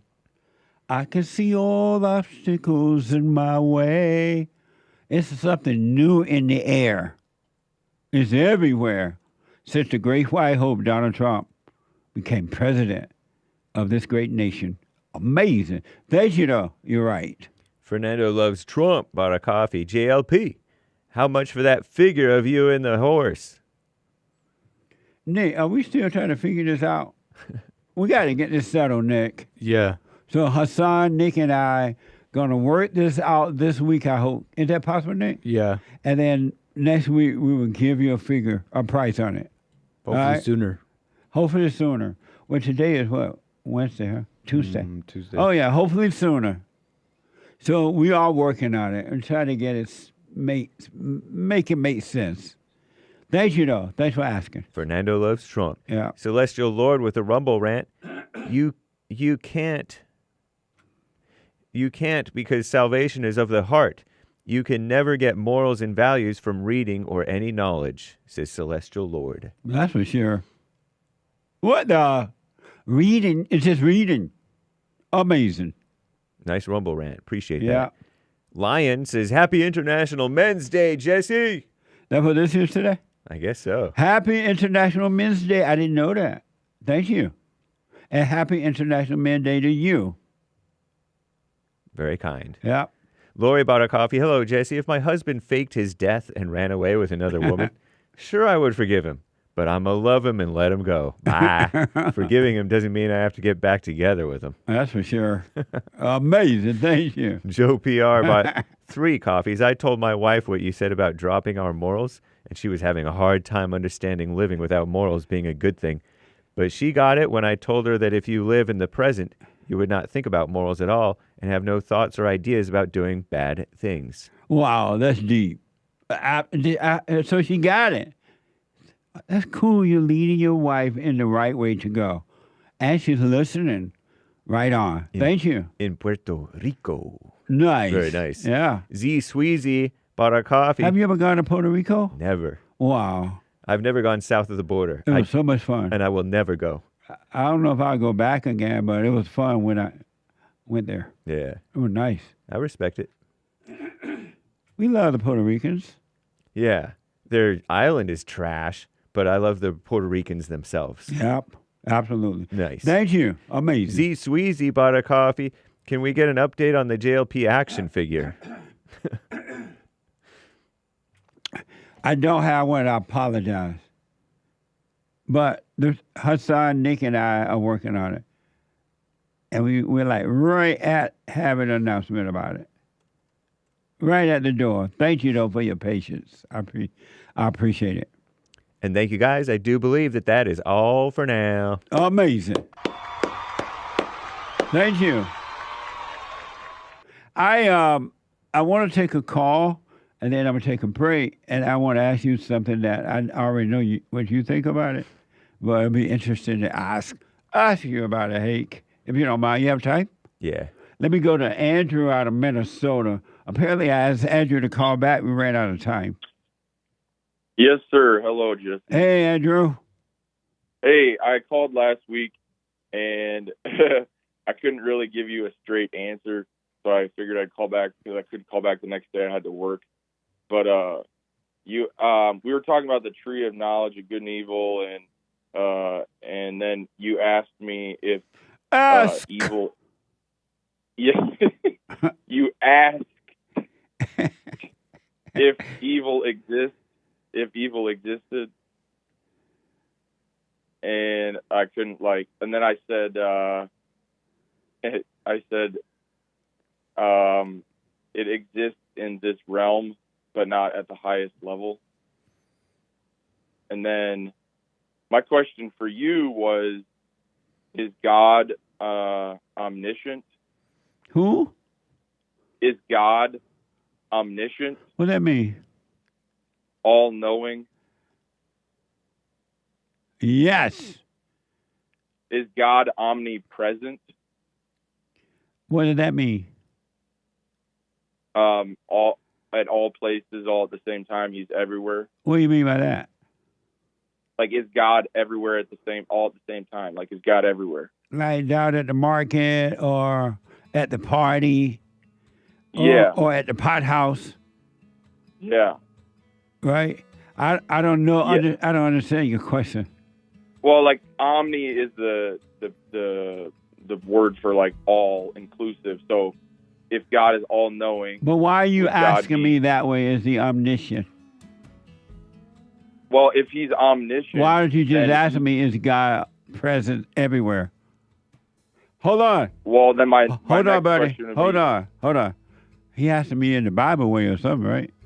But communicate. It ain't Bible Thumper Thursday. Quick break. Back in a moment.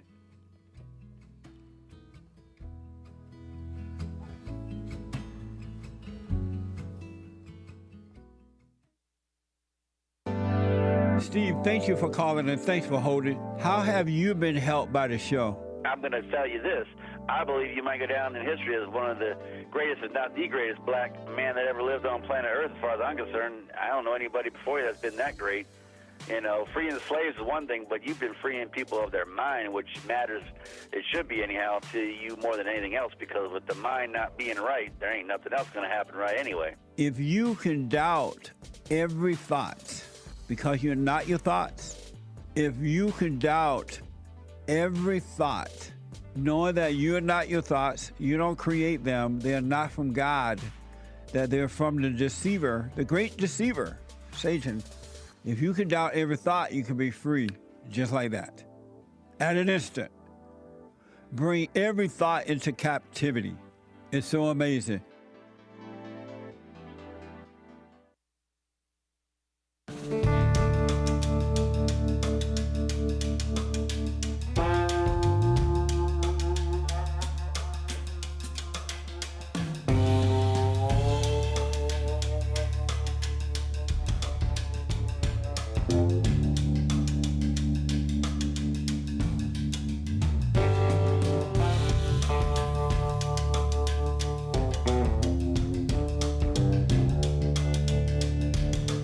Okay, welcome back. 888-77-53773.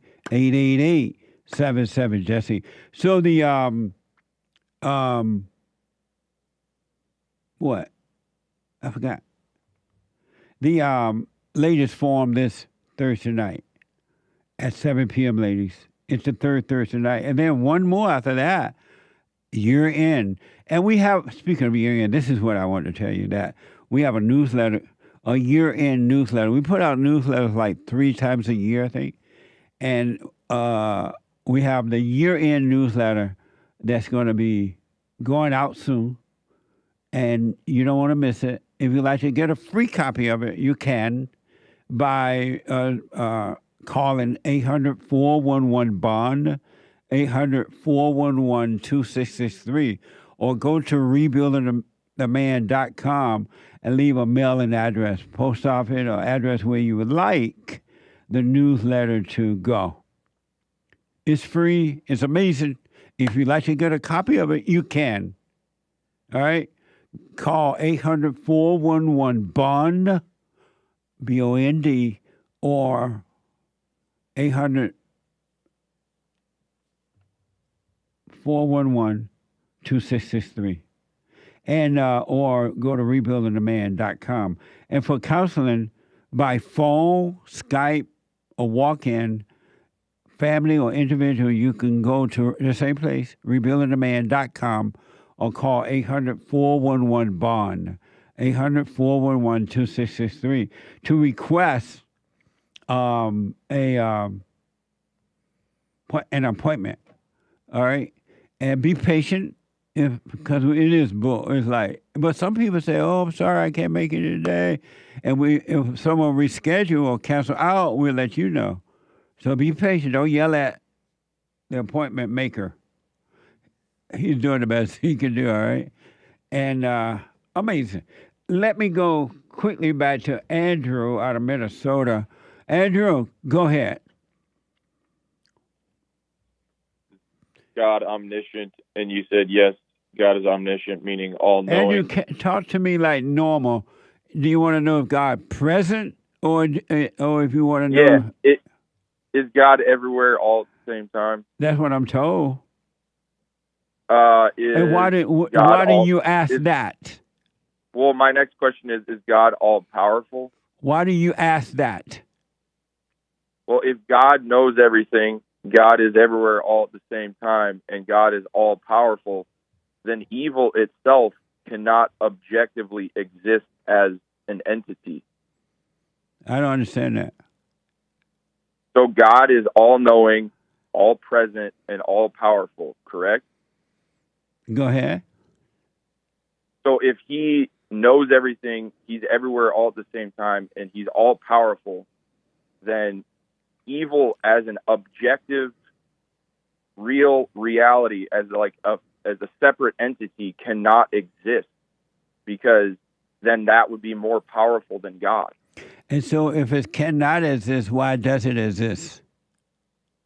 it exists only in the perception of our minds in this realm, in our senses of this realm, in the physical, but in the spiritual, in higher planes of existence, in spiritual realms, it doesn't exist, and at the highest level, it does not exist. Andrew, I have no idea what you're talking about. Zero. Because you're speaking in a way that you may be right in what you're saying, but you're speaking in like a Bible way, and it's not making sense. Yeah. Are you a Christian? I mean, I grew up a Christian. Are you a Christian? I wouldn't say I am now. No, not really. Are you a Christian? No, not really. Are you a Christian? No. And so that's why you're speaking so intellectually about evil and good and all that, because you're intellectual? Yeah. Oh, okay. And well, I wouldn't. I guess that's what you're saying. I'm not saying I'm an intellectual, but what I'm saying is, if God is all knowing, then evil can't exist at the highest form. Go ahead. Well, if God is all knowing, if He knows everything, then evil can't exist separate of God. Like it's not something that exists. Hate don't even understand. He white. I'm white too. I'm like sour cream. Why don't you drop your intellect?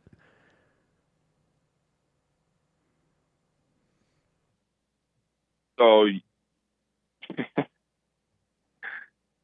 you're saying intellect is a bad thing? No, I'm asking you, why don't you drop your intellect? I mean, I guess I'm not really aware of my own intellect. Would you rather have common sense or intellect? I think common sense is a product. No, I didn't ask you what did you think it was.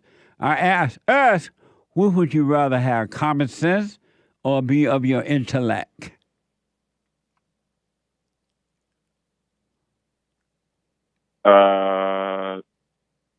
I don't really have a desire for either. Oh, you don't? So then no, why I don't just you? am what I am. So why don't you drop your intellect then?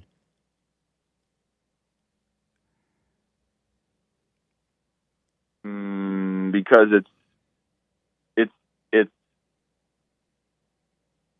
I don't really know if I have an intellect. All I'm saying is that evil can't exist objectively because God is all powerful, all knowing, and all present. So that means that evil would be bigger or above God, and that's not possible. Why don't you? You didn't tell me why you wouldn't drop your intellect if you prefer common sense. I don't prefer common sense to intellect or vice versa. Oh, you prefer intellect over common sense? I don't really prefer either. I think that common sense comes with intellect. So why don't you drop your intellect? Well, then I wouldn't. You have never met an intellectual person that had common sense. I think I have common sense. How can you have both? I don't know. You tell me. I don't know. I don't know. But I'm saying that evil can't exist objectively because it would be bigger and above God, and God's not going to create something that's bigger or above himself in a sense that it can't be, evil can't be outside and separate. Let me do this because I got to move, and it's like a waste of time to go back and forth with the intellect like this. Yeah. But let me ask, are you the one who thought it was good to marry and have children? No, I don't. I actually don't think that it's good to have children. So you didn't say that.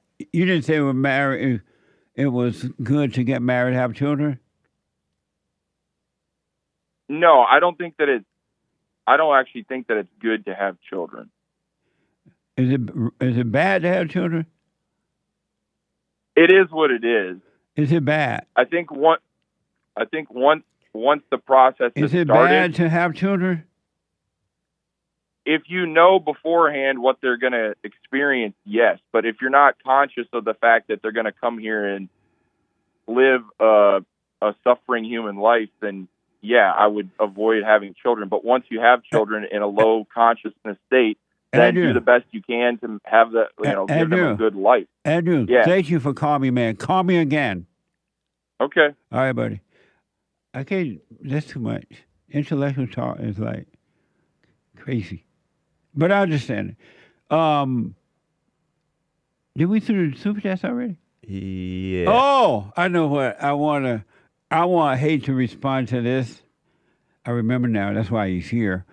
And I already know his answer, I think. And he's the wrong person to ask. But he's here, I ask. I want to know Hate's thoughts on this neo-Nazi situation. According to WBNS 10, on Saturday afternoon, a group of neo-Nazi marched through Columbus' Short North neighborhood. Shouting racial slurs through megaphones. This raised question about whether they could face any charges for the demonstration. Watch this from WBSN 10. Yeah, Angela. Well, a lot of people were just shocked to see Nazis in their neighborhood here in the Short North this weekend and wondered why the police couldn't do something about it. And a free speech attorney tells me it's because their words were protected by the First Amendment. But now police are saying that those neo-Nazis may have used pepper spray, which could mean that assault charges are on the table. Dwight Holland took this cell phone video on Saturday after hearing commotion out on High Street. I would like to know how a hate group is able to amass on High Street and walk at least 10 blocks. No police presence whatsoever. He called police hoping they could do something about it. But attorney Mark Weaver explains police couldn't do much but monitor the situation in case it became violent. Speech itself can't be illegal unless it's a threat. So people are allowed to say mean, hateful things. Doesn't make them good people, but they're allowed to under the First Amendment. The video shows the neo-Nazi yell slurs at Holland and his friend. Is that allowed? So hate speech, however you define it, has been held to be completely protected by the Supreme Court, and that was all of the justices agreeing with that. So it's not a close call. But now police say they have video evidence of neo-Nazis using pepper spray. Here you can see a man in plaid helping the man in a tan jersey flush out his eyes after a manager of a business tells us the neo-Nazis used pepper spray on him and others. Amazing. And one other soundbite. Now City Attorney Zach Klein is working with police to build a case. Watch this from WBNS 10. So that the moment that this sort of First Amendment activity crosses into the criminal realm, that there is accountability. Now City Attorney Zach Klein tells us he's working with Columbus Police to see if they can build a case. Assault charges and even hate crime charges are on the table. That is about as vile as it comes, which is why I want our community to know that I understand that folks are scared, that they're troubled, they're upset, but I have their back. And if there's a way for us to prosecute these individuals, if it crosses from free speech into criminal conduct, we will hold them accountable. But like Attorney Weaver, Klein says the neo-Nazis can't be prosecuted for their use of hate speech alone. And you say hate? So according to the news report, they use pepper spray? Or somebody used pepper spray on somebody? It seems to be only one person who have done it. Yeah, one person sprayed one other person with pepper spray. I doubt that was unprovoked. It must have been like a confrontation of some sort. The guy could easily say, I felt a threat. And so that sounds like self-defense, not a hate crime. To me. But it sounds like they're eager to build a case. Yeah, I know. I know y'all scared. I know you worry, but Mama's here. Don't worry, baby. There's always this motivation to build a case against Trump, build a case against whites. And I'm not for them cussing and making a scene, but if they want to do that, then just ignore them. and hope they move on. You don't act like it's this big scary thing, because they're not going to do anything to anybody unless you do something to them, usually. Yeah. So it's a non-issue, but they want to pretend like it's an issue. And what do you think of that, Nick? I'm glad the Christian founders of America thought of the Constitution to protect us from this lawyer who, this guy who wants to get rid of, who doesn't care about the First Amendment and is more worried about mean language, and is ready to get him on something else for this ulterior motive, and is open about it. Yeah. It's kind of sick. Amazing. When that black man said, I want to know how is it that this hate group who walking down the street and no police, something like that around, what he said.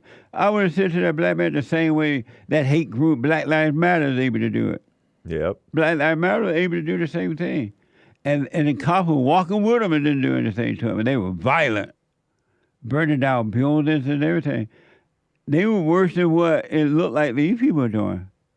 And why were those black guys all dressed in all red? Were they Bloods? Everybody ain't blood hate. I know, but that was remarkably red. Black people love red.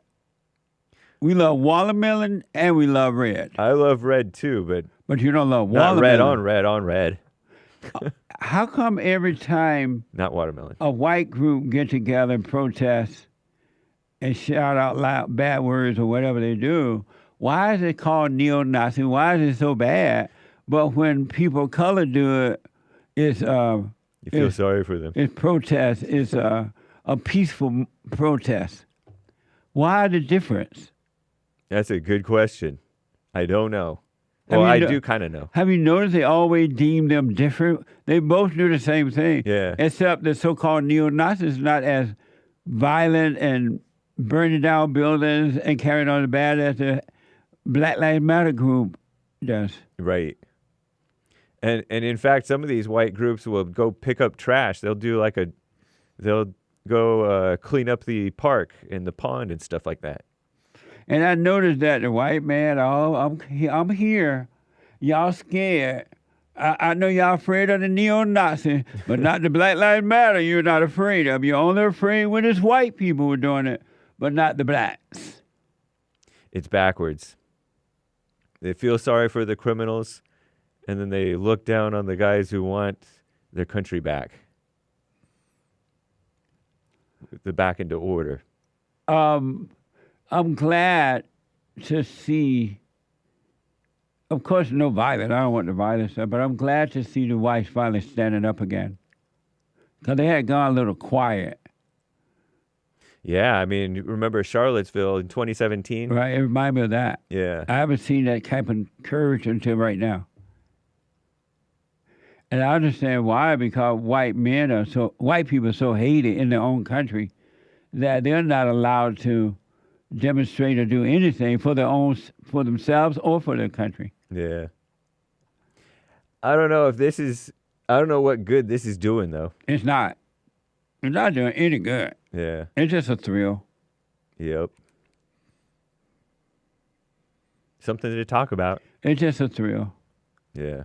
And after a while, as they're attacking the First Amendment, they're going to take out of the First Amendment that everybody can protest but white people. Yep.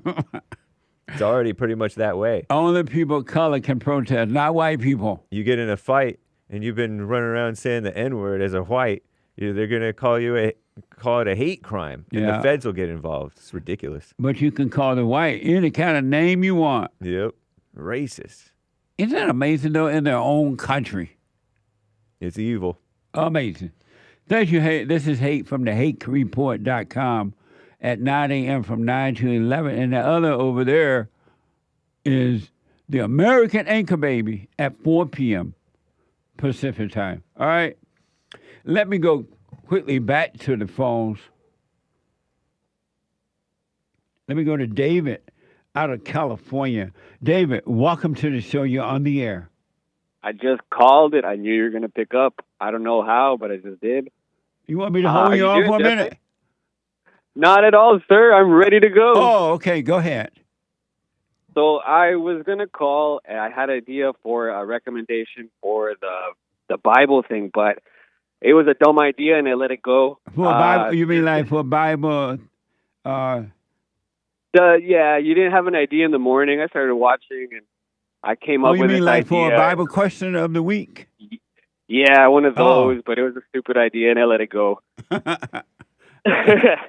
Okay. And to Calvin Klein, or whatever his name was, you got your morals from your mama. And where was the other one? Oh, man, I've been talking this whole time while I was listening on the phone. Completely amazing. What was the other thing? Doesn't matter. How are you doing today, Jim? All this well. Thank you for your call, man. I totally appreciate it, all right? Of course. Thank you. All right. Oh, amazing. 888-7753-773. Glenn out of Texas. Glenn, welcome to the show. You're on the air. How you doing, man of God? All is well, Glenn. It's Jesse.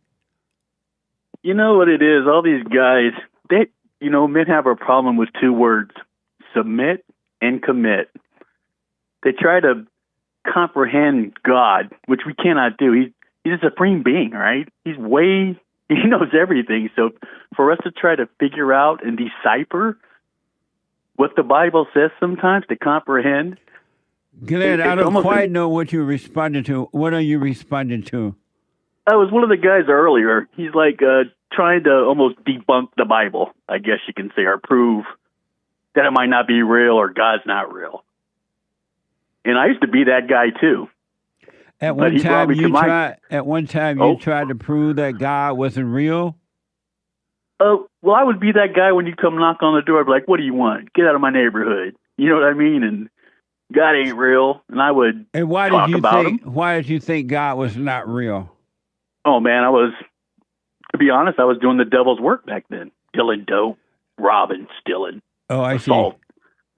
So I was I was doing all the bad things. My dad died when I was young, and I took the wrong path. Oh, okay. I looked to men on the street to raise me, which was wrong. And that's just what happened to me. But once I committed and submitted to him, he brought me to my knees, and I wept like a baby. Oh, boy. I really felt that power, and I felt the love again, I guess you could say, or felt the love of God.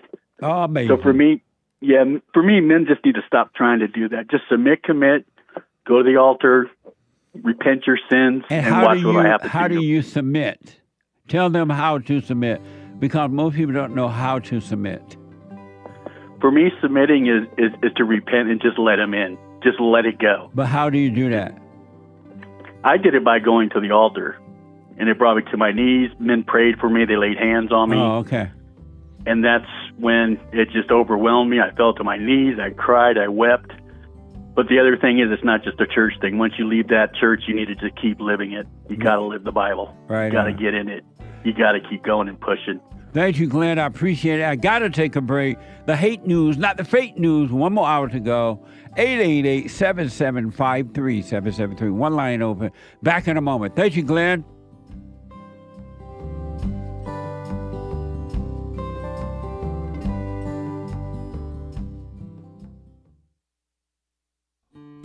We have a counseling service, and I have to admit, thanks to God, it is the best counseling service on this side of heaven.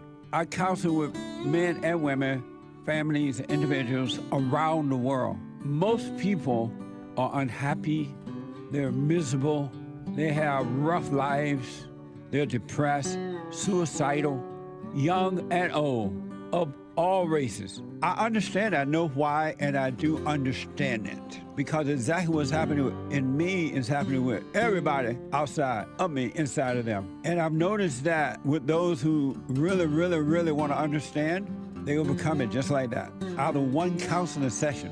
If you need counseling, you can go to rebuildingaman.com or call 800-411-2663. 800-411-BOND. Best counseling service on this side of heaven.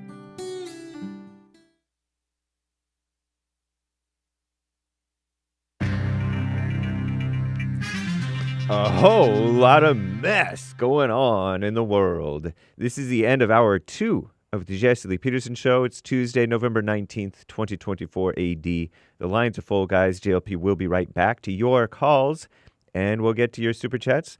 But first, Hake News, not fake news. After the Jesse Lee Peterson Show, thehakereport.com, then Joel Friday TV, and then at 4 p.m. Pacific Time, American Anchor Baby alongside Baseball-Tard Bill. Gonna do a watch party of the Starship launch. So cool. Check it out. Catch Punchy TV. The episode premiered yesterday afternoon. It was cool. We talked about aborsh, short for abortion. A rough topic, but we did a good job, I thought. Let me know what you think. Let us know what you think. Russia, Commie Nonsense Network, CNN reports Russian President Vladimir Putin, the most interesting man in the world to some, has updated Russia's nuclear doctrine 2 days after crooked Joe Biden, the so-called president, granted Ukraine permission to strike targets with long-range missiles deep inside Russia with U.S.-made weapons. So evil. Under the, well, I don't know if it's evil, but it doesn't sound wise. Under the updated doctrine issued today, Moscow will consider aggression from any non-nuclear state, but with participation of a nuclear country like America, a joint attack on Moscow. Kremlin spokesman Dmitry Peskov noted the changes could mean that the Russian Federation reserves the right to use nuclear weapons in the event of aggression using conventional weapons against it and or the Republic of Belarus, by the way. As European nations strengthen defense measures in the face of the conflict in Ukraine, NATO allies Sweden and Finland are distributing booklets to millions of households advising citizens on how to survive a war. Wow, could be useful. Some of the instructions include stockpiling diapers, medication, and baby food. Shout out to the babies.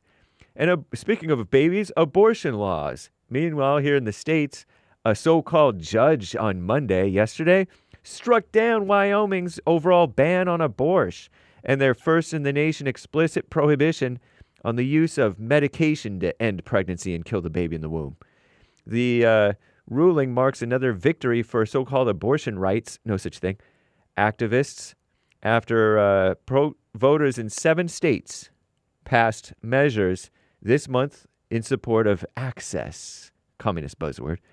November's elections saw voters in Missouri clear the way to undo one of the nation's most restrictive abortion bans in a series of victories for the people who support killing the babies in the womb, abortion. Florida, Nebraska, and South Dakota, meanwhile, defeated similar constitutional amendments, leaving bans in place. Abortion, so-called rights amendments, also passed in Arizona, Colorado, Maryland, and Montana. Wow, what a mess. Also a mess, bathroom bans. This is kind of gross. A House Republican is pushing to ban so-called transgender, so-called women from women's restrooms at the U.S. Capitol. 2 weeks after history was made, says Commie Nonsense Network, with the election of America's first out transgender, so-called transgender person to Congress, South Carolina Representative Nancy Mace. She told reporters on Monday that Democrat Representative-elect, so-called Sarah McBride, quote, does not belong in women's spaces, women's bathrooms, locker rooms, changing rooms, period, full stop, unquote. Later Monday, this Sarah McBride person shared an apparent response on X, supposedly calling for kindness and respect, but then a follow-up post on X called her a right-wing extremist. Nancy Mace, right-wing extremist? I think not. Give me a break. Nancy Mace is basically like a rhino, but sometimes she's right about stuff. In this case, I'm not sure. Similar bans targeting trans people, so-called trans, using bathrooms associated with their gender misidentities, particularly in schools, have sparked controversy in recent years, and it's a big mess. I'm James Hake. Now back to the JLP Show, Hour 3.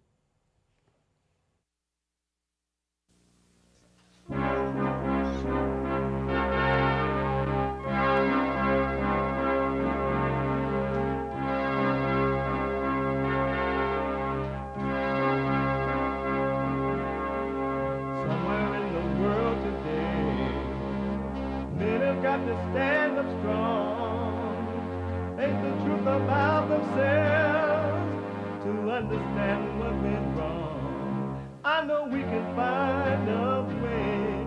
I know we can find a way. I know we can find a way to stand up, stand up, stand up.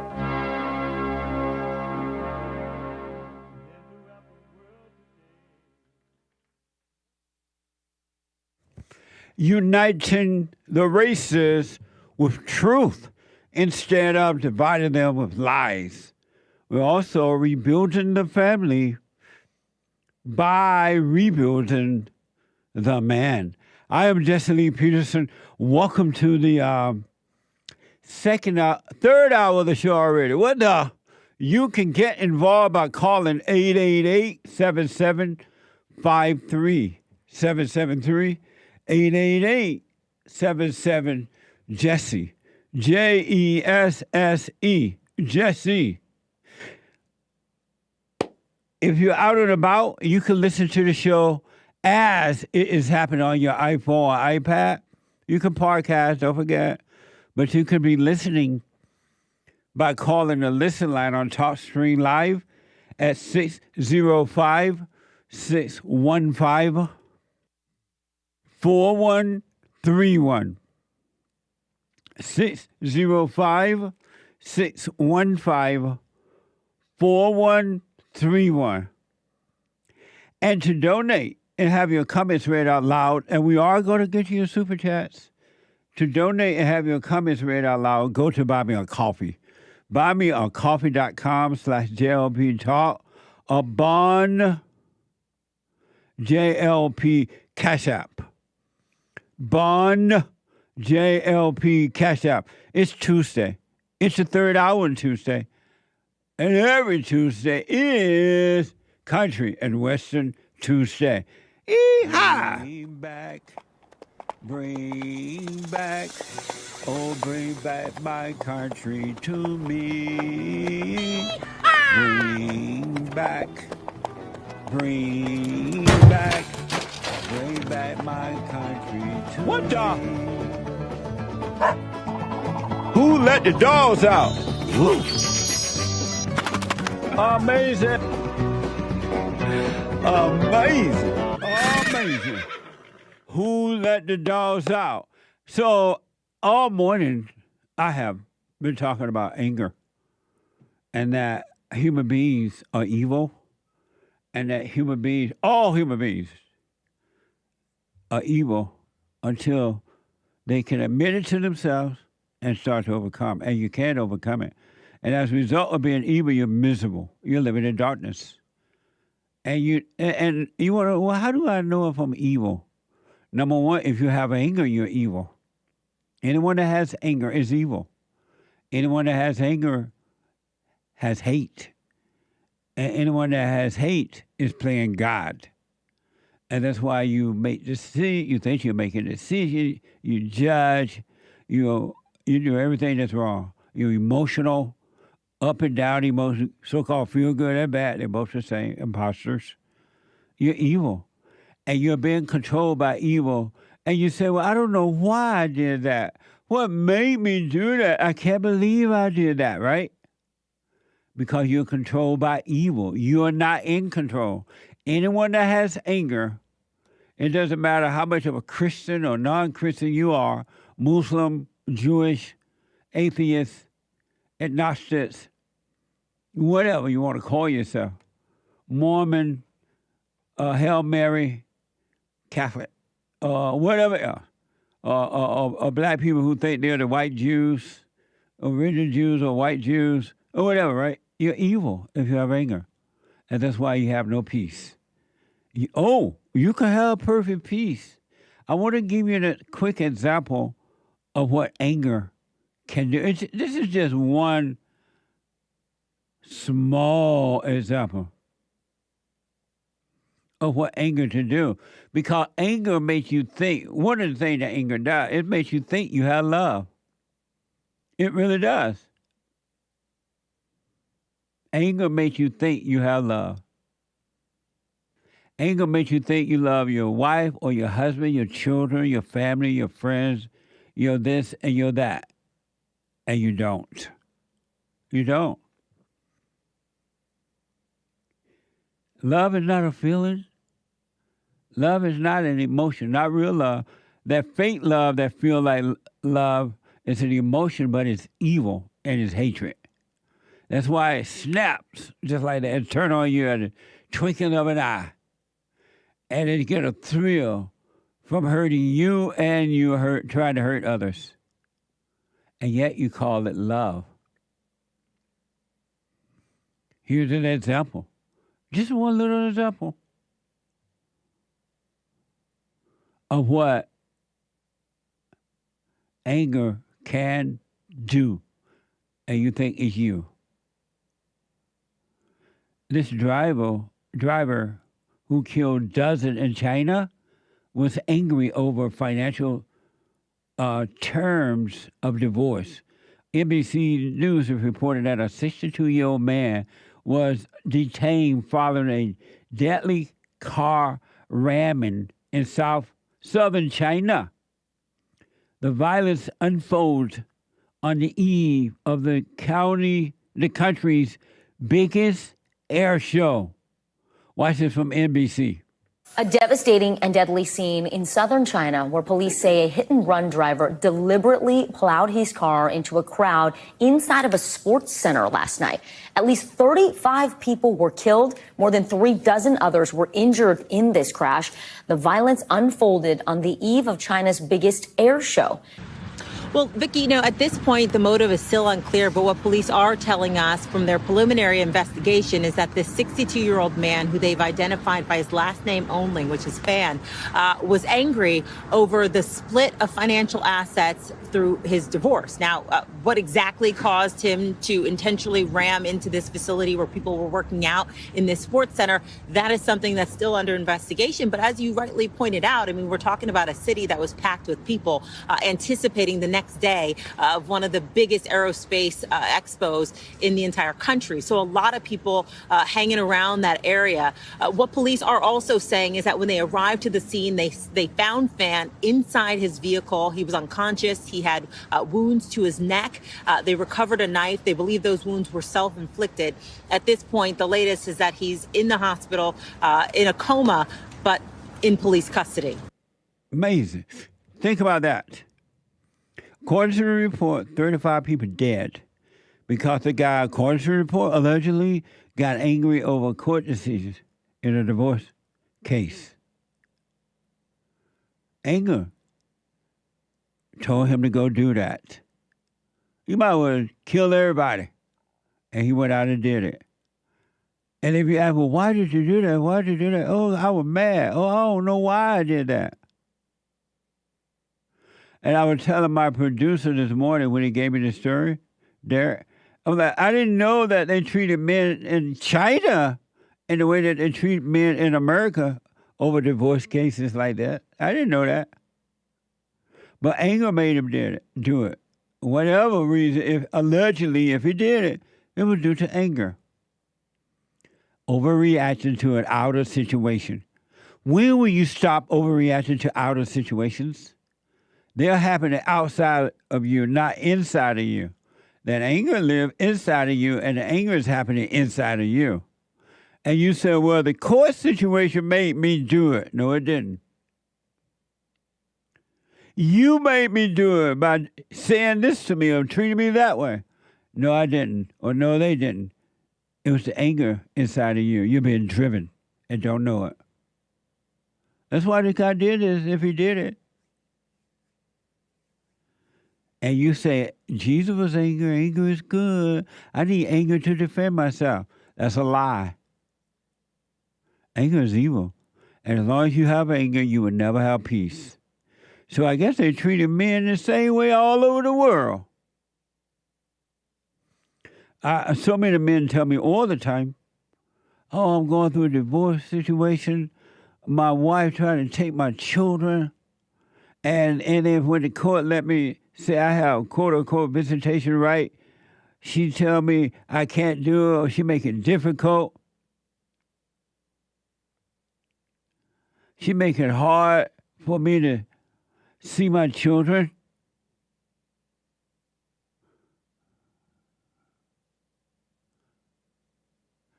And I'm like, well, why are you even fighting for the children in court? Why spend your money in court fighting an evil woman who will try to take your children? The fact that she's trying to do it, it says that she's evil. Why bother? Oh, I love my children. I love my child. I love my... No, you don't. Because if you loved them, you wouldn't fight for them. You will lay your weapon down. You will not cut the baby in half if you love them.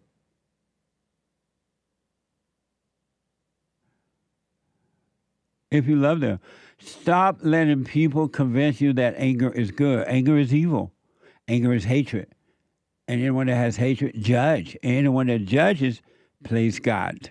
As long as you play God, you're going to be miserable, suicidal, lonely. You're going to be looking on the outside for peace when it's already inside of you. You won't look inside. You don't even know there's a kingdom of heaven on the inside anyway. You don't even know that it's been done. It's completed. It's over. It's been finished. Do you live a finished life? No. You say you're working on yourself. Well, who is the self that you're working on? You don't even know who you are. The hardest question for the average person to answer is, who are you that you're working on? How can you be working on someone when there's no one there to work on? Think about that. How can you be that? I almost said dumb, but I won't say dumb. How can you be working on someone, on yourself, you say, when there's no one there to work on? And what kind of work on yourself are you doing? I'm saying all this to encourage you to pay attention to yourself, to know thyself. Pay attention, you'll see how blind you are. And let everybody else stay in their hell. Let every human being live the life that they want to live. Don't judge them. Have no thought, eyesight, words, gestures, or emotion about how someone else is. Let them be that way. They have a right to live in their misery, and you have no right to judge it.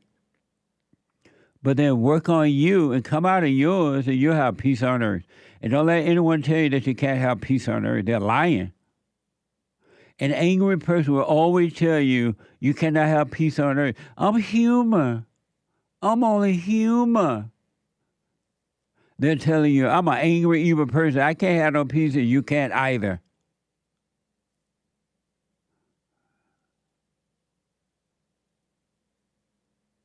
Isn't that amazing? Ephesians 4:31 says, any bitterness or bad temper or anger or shouting or abuse must be far removed from you. So if it says must be removed, does that mean that it can be removed? Wake up. Wake up. If not now, when? And one quick other thing I want to show you, ladies and gentlemen. What advice would you give this woman? What advice would you give to this woman? This is from People magazine. A woman is seeking advice after she says she can't afford to attend her sister's destination wedding and celebrate Christmas. She can't afford to attend her sister's destination wedding and celebrate Christmas with her husband and kids. She can't do both. Here's more contact on this. Thank you. A little more on the story. So here it goes. A mother is considering missing her sister's wedding in order to afford Christmas gifts for her children. In a post on Reddit's Am I the A? You can imagine what that finishes. Am I the A?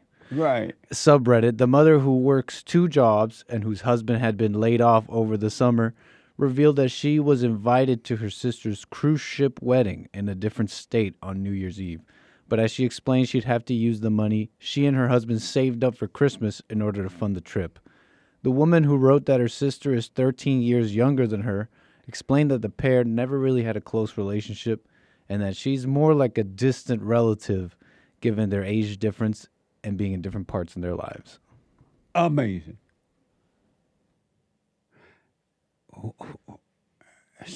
To me, it seems obvious that you're trying to decide whether you're going to stay home and enjoy your Christmas with your family, your own family, or go way off some distance to a dumb wedding. Your sister had to have that wedding in some destination. Nick, did I do the Tuesday thing? Yes, you did. The Country Western Tuesday? Right. Oh, yeah. Okay. I'm black and slow. So what would you say? Should she stay home and enjoy her family, or she go off to her sister's wedding and go broke, meaning that she can't afford the thing?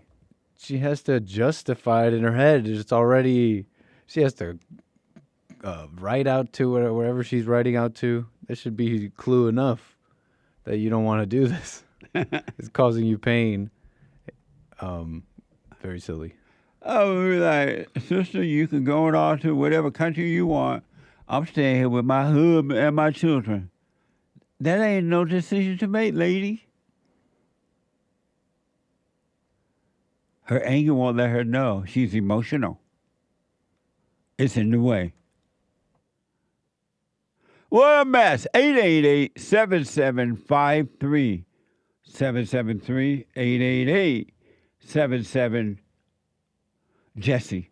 Let me go quickly to Nick out of Massachusetts. Nick, welcome to the show. You're on the air. Good morning, Jesse. How are you doing today? All is well, Nick. So after the election, when Trump won, thank God he won, our governor, Maura Healey, said that she was not going to help with mass deportations in the state. I wanted to see, what your thought was on that, and should she be charged for helping out illegals rather than helping out American citizens? I blame the voters for it, because had they not voted her in, she wouldn't be doing it. Or now that they know that she's not going to protect the citizens there in her city, then they should vote her out immediately. She's the enemy of the voters in Massachusetts. They should vote her out. But the people love that type of government. That's why they vote her in. So she's doing what she can do, what she can get away with, because the people are going to vote for her anyway. She is not to blame. It's the voters' fault. That's true. I mean, this state mostly is blue, but thank God I don't vote blue. Right on. Yeah, it's the voters' fault. Thank you, Nick. I appreciate it. Let me go quickly to Reggie, a first-time caller out of Dallas, Texas.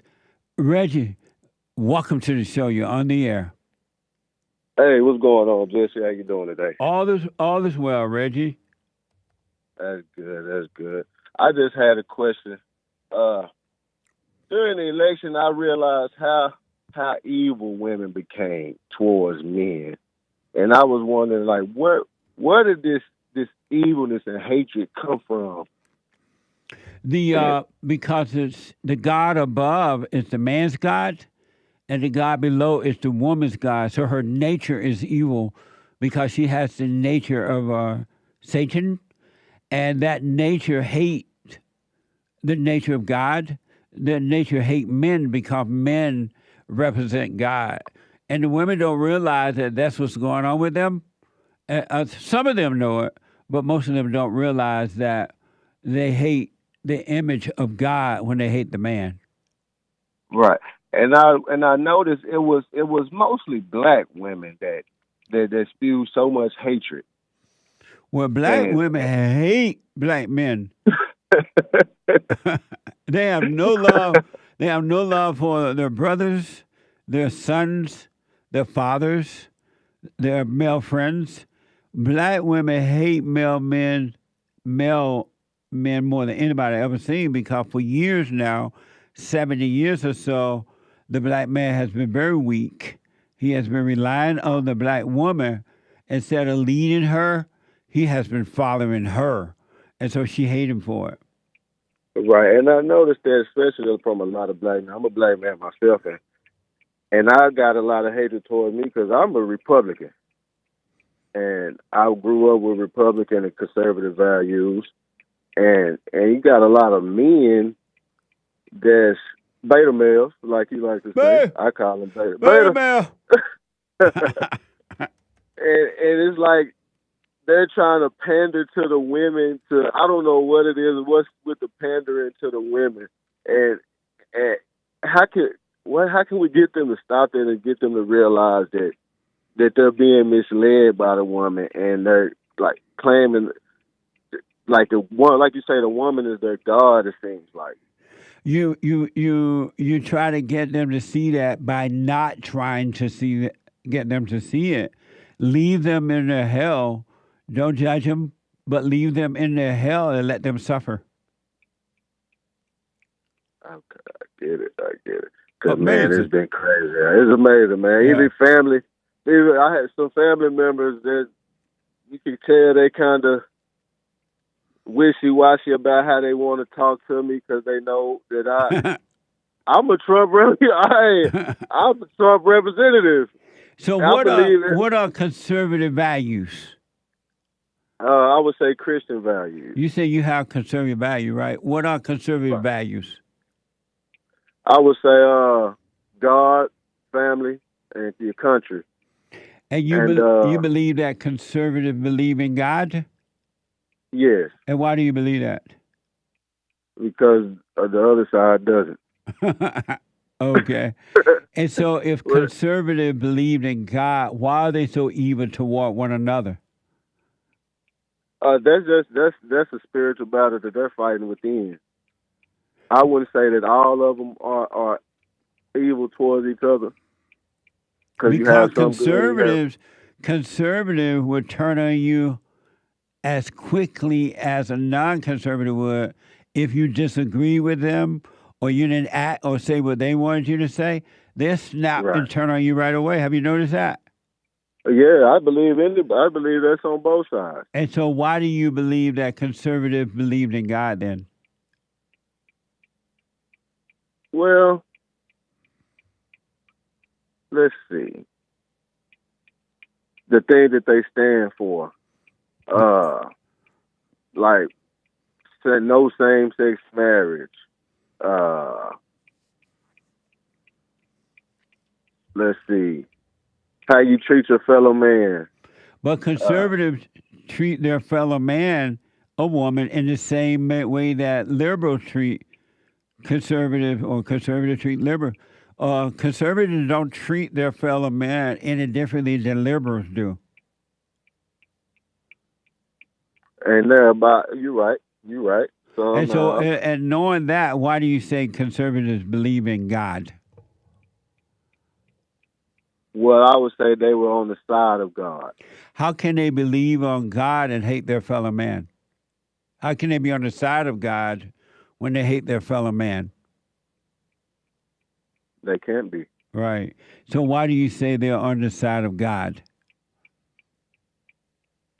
Maybe because I believe therefore what's right. I'm sorry? Maybe because I believe that therefore what's right. But how can they be for what is right when they hate their fellow man? They can't be. And so why do you say they believe in God or on the side of God? Because the other side is... I believe they go get everything against God. The conservatives do. Right. There's some evil, and there's some. Well, no man is good.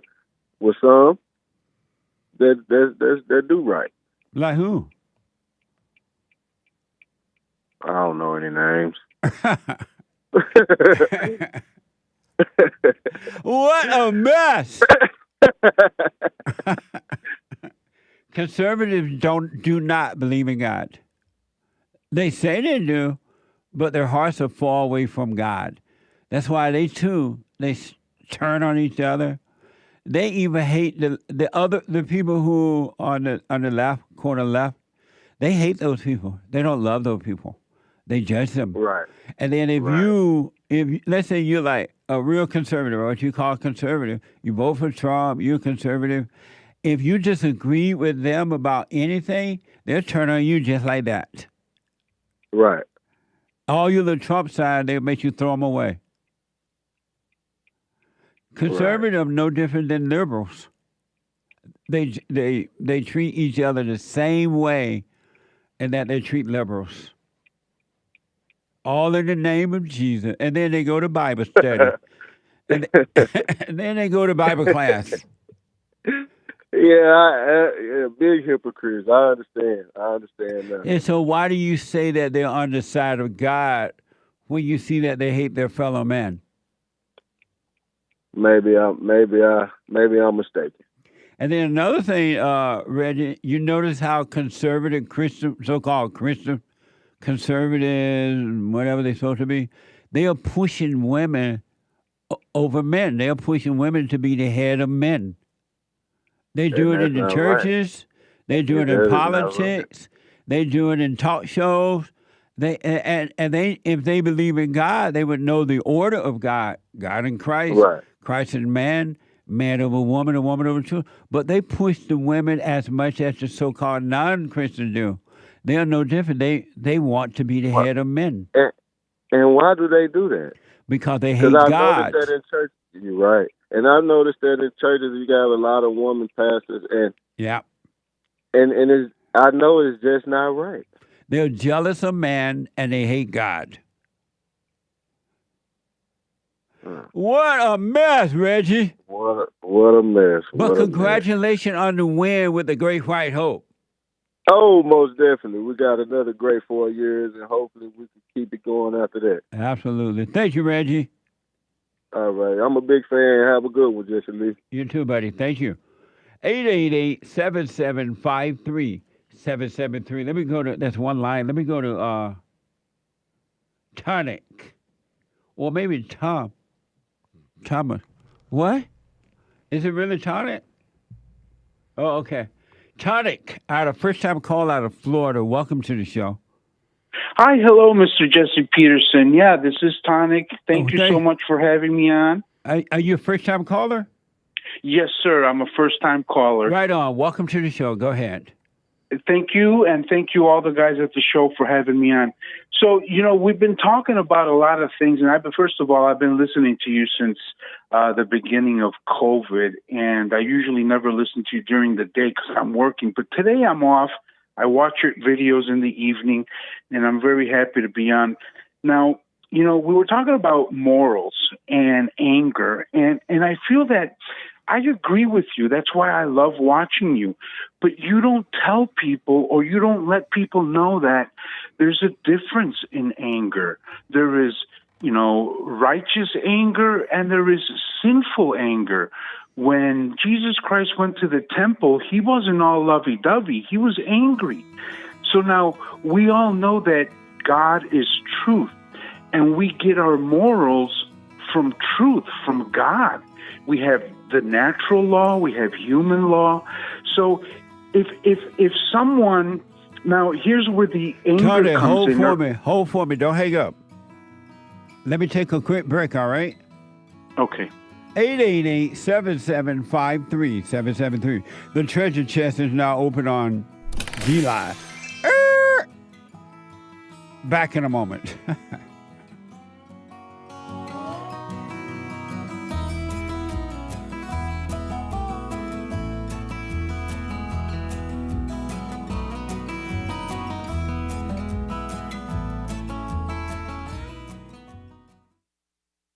Now, I totally disagree with the way things are going, but you can't be angry because that's what the enemy wants. He wants to control you. They do things to make you mad so they can control you. It's like being married. And the wife would do things to make you mad, or she'll do things to make you feel good. And men do that to women too when they want something from the woman, especially sex.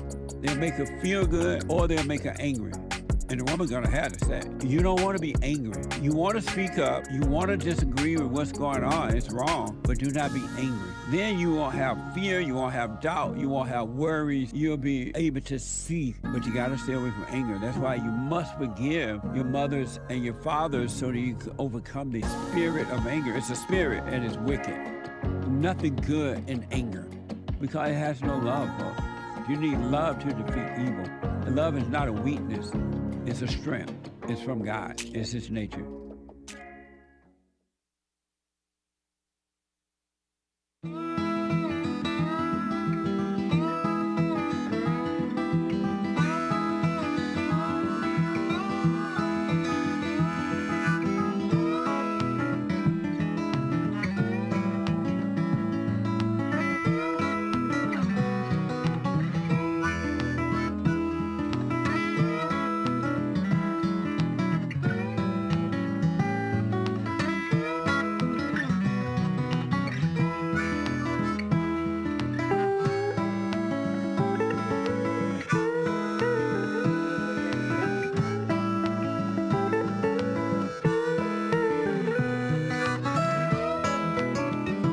Lord, I was born a traveling man, hanging around and doing the best I can.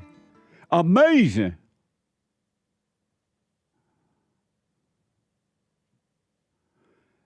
(888) 775-3773. So listen up. The Hake Report is coming up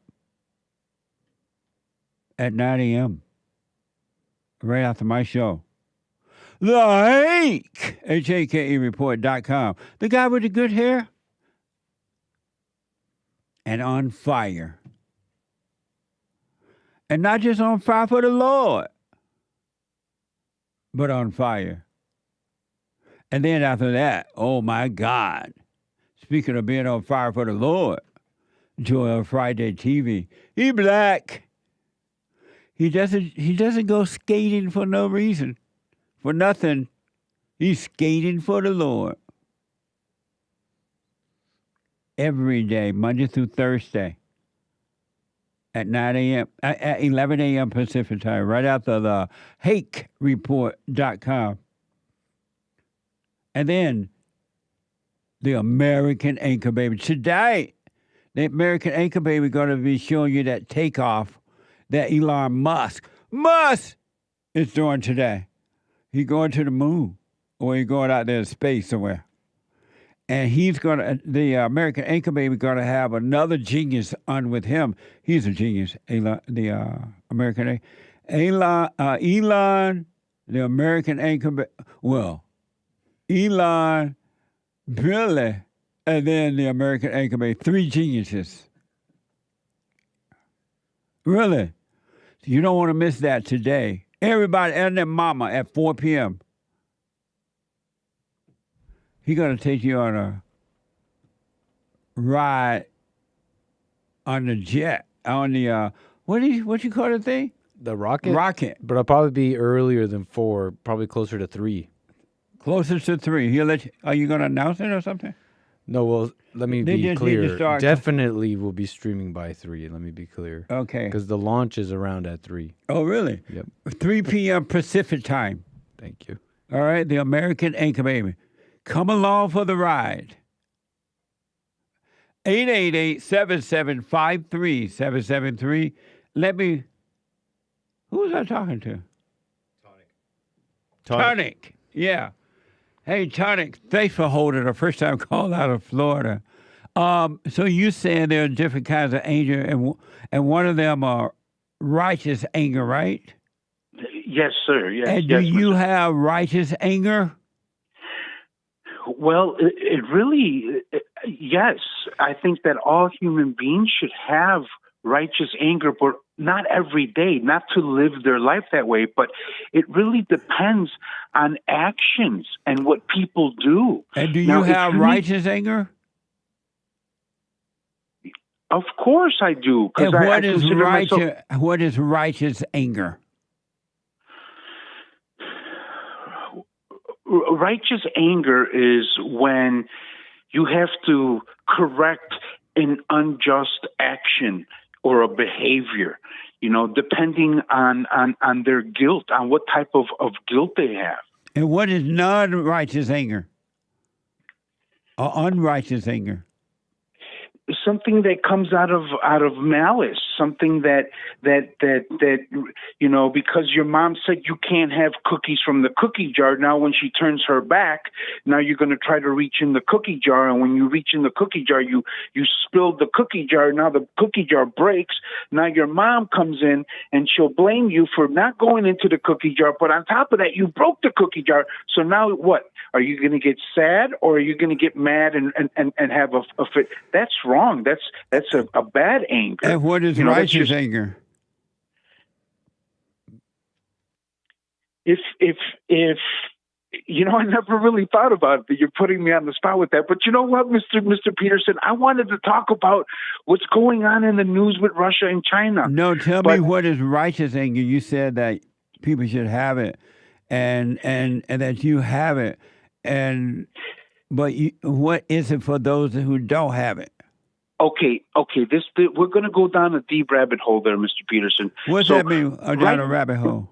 Okay, righteous anger. Then the righteous anger then is backed up by, first of all, Christians or any human. We cannot judge the hearts of others, what's in their heart. We can judge their actions.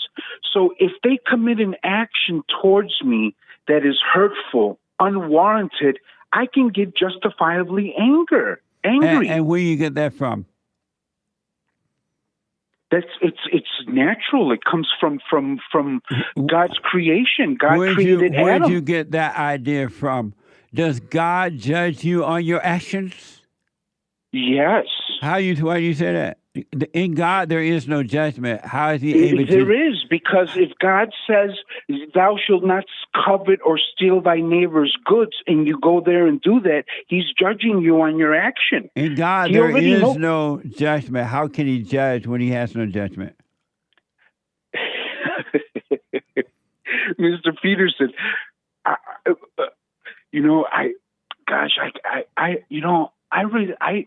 hope I can call back here again and talk about different topics. I just really didn't want to go down the religious topic. You brought it up. Oh, okay.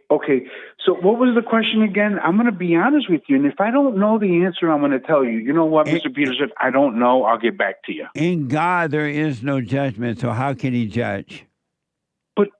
So if there's no judgment in God, then how does he judge people to go to heaven and go to hell? He doesn't judge you. Of course he does. That's what Scripture says. What it says? That those that commit adultery or fornicators or liars or drunkards shall be cast in the pit of fire. Do you have perfect peace? I try to. Do you have perfect peace? No. And so how can you have perfect peace? I mean, how can you have righteous anger but no peace, no perfect peace? Because you can have one or the other at different times in your life or different times of the day. Oh, so you could serve two gods off and on during the day? No, sir. There's only one God. But you said you could serve two because you said that you could have no peace and righteous anger, and then I guess you say you have righteous anger and no peace. You know what, Tonic? It's not Bible Thumping Thursday, and the show is going about fast. I know you want to say something really fast about China. Go ahead. Okay, first of all, can I call on Thursday and we can talk about Bible? Absolutely.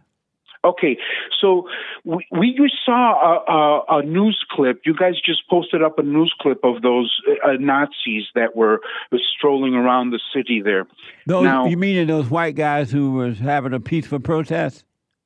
Yes. Them. Okay. Okay. So now the thing is that when Trump, I've been a Trump supporter since the very beginning. Because I always liked Trump from The Apprentice and movies. I never disliked Trump. I always saw him doing good things for boxing and for black folks. Now, are you I black? was a Trump supporter.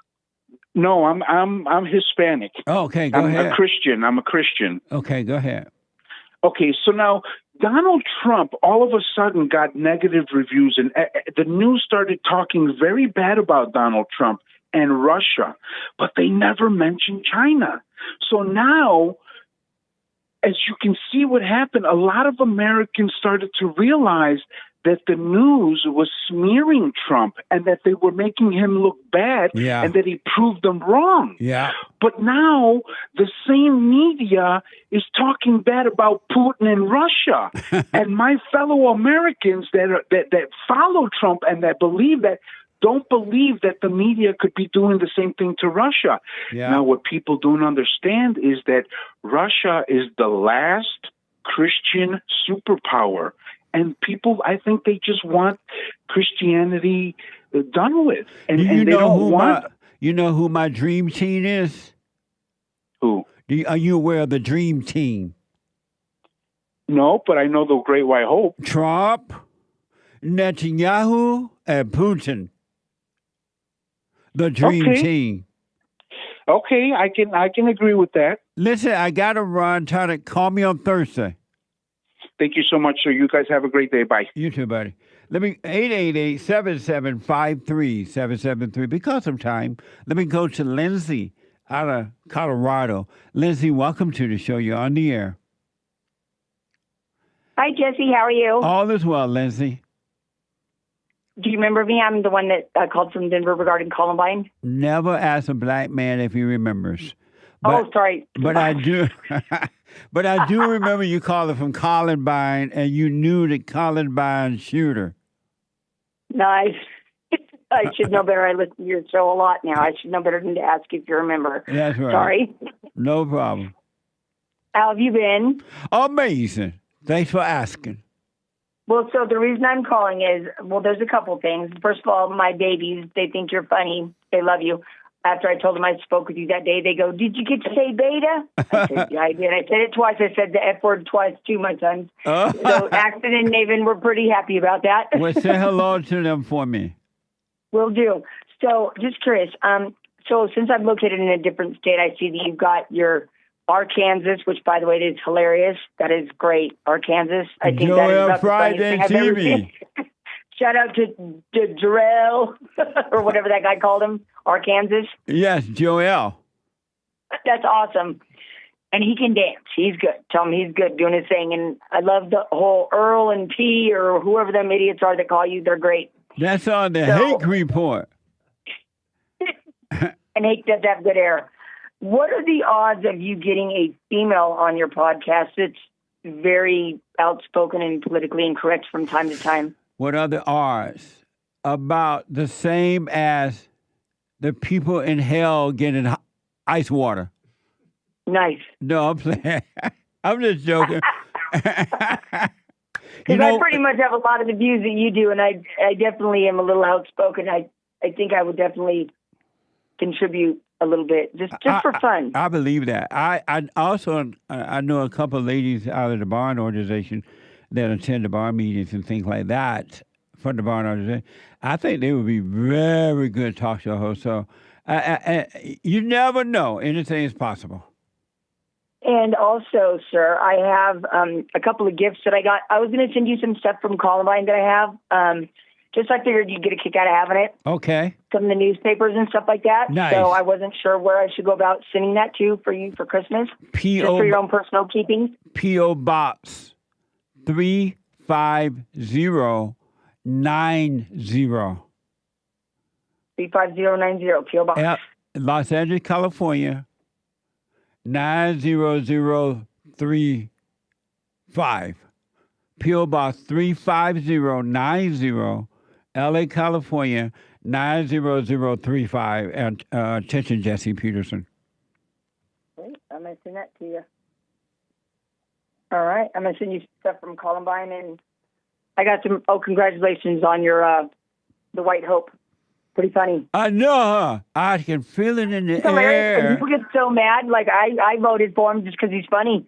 If he can make me laugh, I say go with it. That's I think he's right. a little bit gangster. I think he's awesome. I have been dancing on the ceiling ever since. I'm telling you. My feet have been on the ceiling, but no, I'm just kidding. I'm just kidding. No, but that's awesome. I wanted to tell you, congratulations, Jesse. Thank you. Thank you.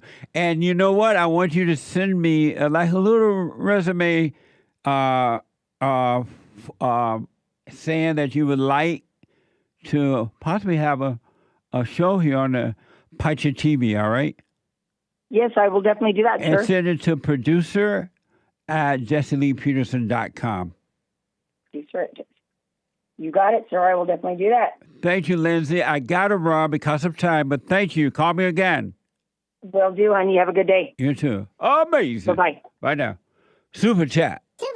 Super. Super chats. Aries 1 with a diamond. Have Hake explain what provocateur means. Hey, you're such a provocateur. I'm a provocateur? You're a provocateur, whatever that means. That means somebody who's trying to provoke a response, a reaction. Oh, that's not you. No, sorry, Bob. And so how come you telling me what a provocateur means? This chat may have come during the neo-Nazi thing. Oh. I'm not sure. Oh, okay. But those may have been provocateurs trying to provoke something. It's interesting when I hear those words neo-Nazi, and they always apply to the white people. Right. But yeah, with Black Lives Matter, they act like that's a sign of love. You know, they don't call them radical neo-black Nazis or anything like that. In the white man's country. What the? Amazing. Thank you, though. No, Nate, hate is not provocateur. Thanks. Provocateur. Provocateur. Cornerstone donated on Cash App. Shout out to John Jones, UFC champ and Trump supporter. Right on. Nice. Oh, yeah, he is a Trump supporter. Yeah. Amazing. Thank you. Harmony.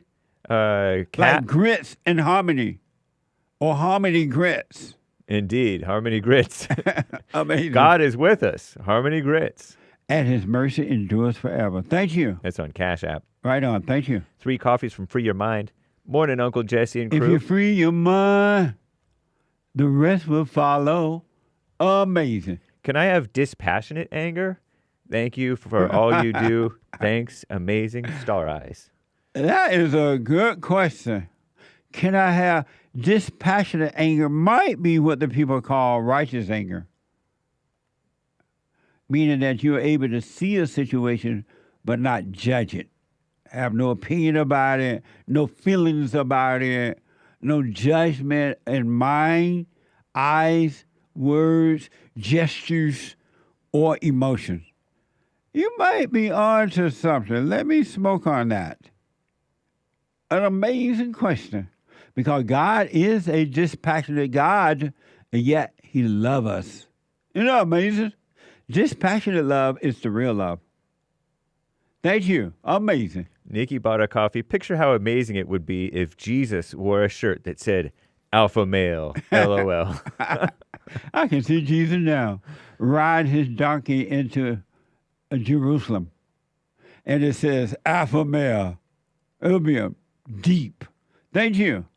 Very nice. Rebuildingtheman.com/stores. I don't know if that's in Printify. It might be in Printify. I think it's in the Fallen State store, this one. Yeah. Oh, Alpha Male? Yeah. Beta Male is there too. Indeed. That one is in Printify. Yeah. Yeah. Amazing. Thank you. Thank you, Nikki. Vanessa bought our coffee. Hello, single mom of 4 white boys whom I homeschooled 13 years, which my ex-husband fully supported. I was married almost 15 years. He broke up with me last year. Didn't tell me why. I said no when he asked for an open relationship while I was pregnant with number 4. After baby was born, he cheated with multiple women, then divorced me. I did not ask him for alimony or child support. When I told him I forgive him for the cheating divorce, he told me to shut up. Now he's telling me to pull all our kids into public schools, threatening me with court, saying I should pay him child support. He'll just take the kids and put them in public schools, daycares. I wish I could have kept homeschooling. My kids loved homeschooling. Smart boys.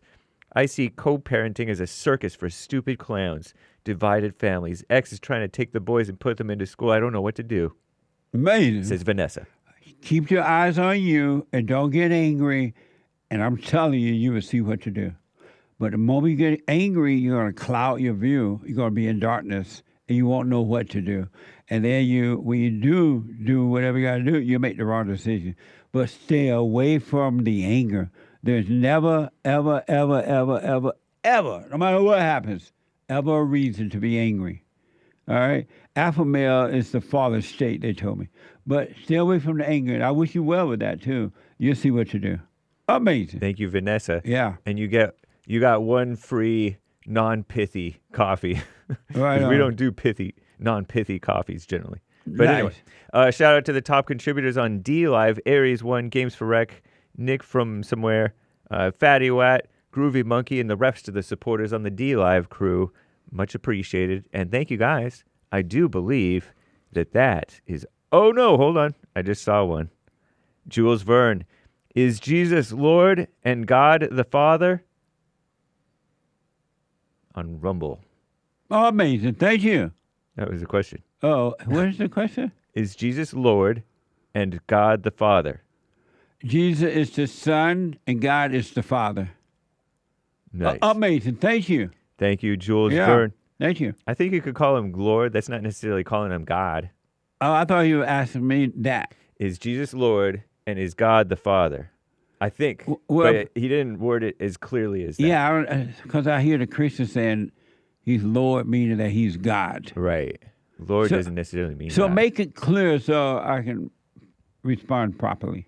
Thank you, Jules the right Verne. way. Appreciate that. Yeah. And thank you, guys. I do believe that now, that is all for now. Thank you. I appreciate it. Thanks for your support. Thank you for helping us to help others. And I didn't have to ask for it. Thank you. Hey, do you have a guest today? No, tomorrow. Oh, okay. Let me go to Allison out of Nevada. Allison, welcome to the show. You're on the air. Hi, how are you? All is well, Allison. I just have a quick question. I'm going to try to summarize it as little as I can because it's a lot. But Okay. I'm going through. Me and my boyfriend. We're going through a little. My boyfriend and I. My boyfriend and I are going through a little rough patch with our landlord. And basically, when we moved in here 5 years ago, where we're at, she was really cool about everything. And then when we had our puppy, she was a puppy, she kind of ate parts of the door. And so kind of? kind of.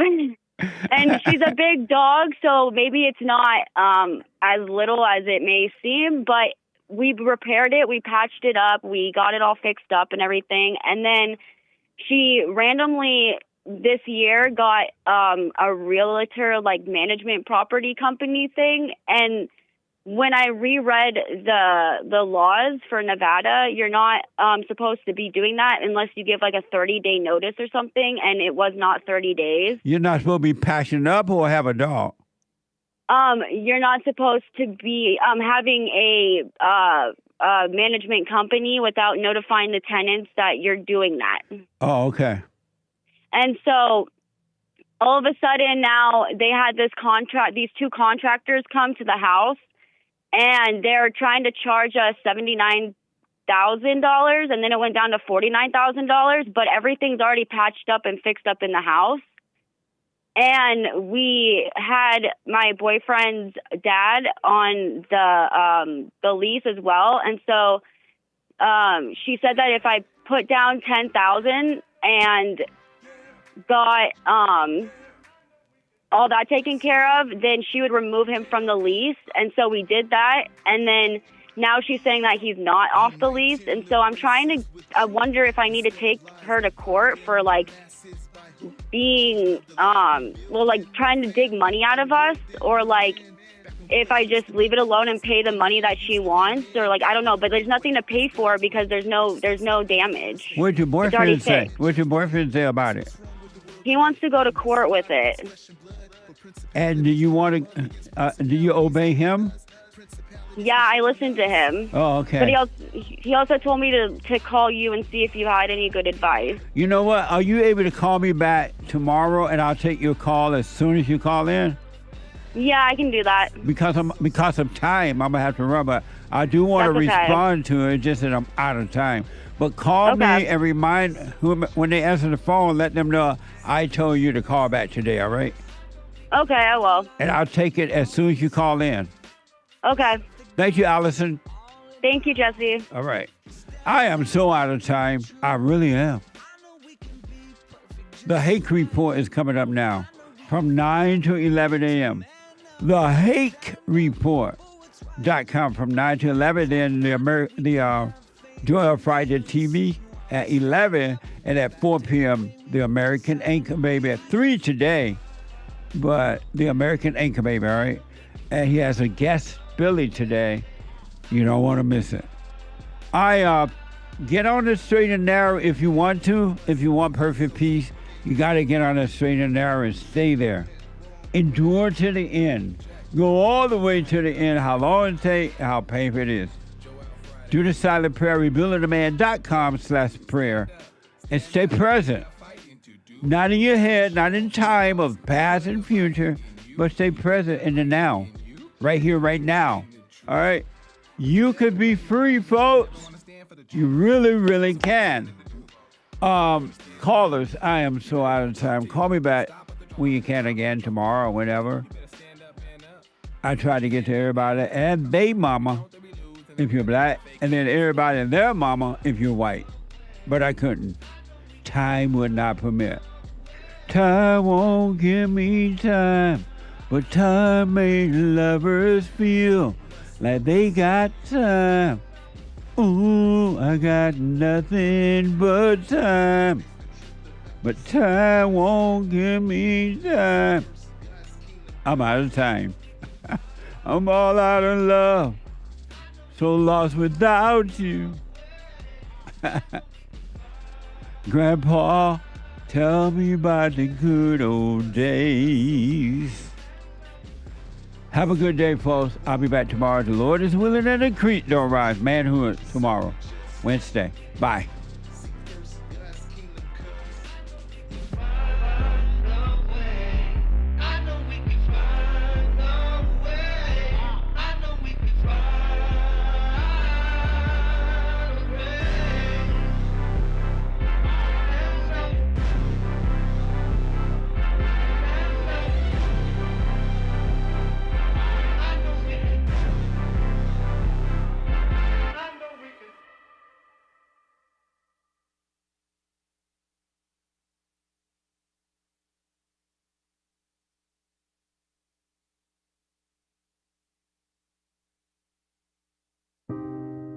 I just wanted to say that I've been listening to you for a few years now, and when you talk about the illusion of racism and how it's just a divisive tool that the media uses, and it's just good and evil. Yes. And that's what we got to focus on.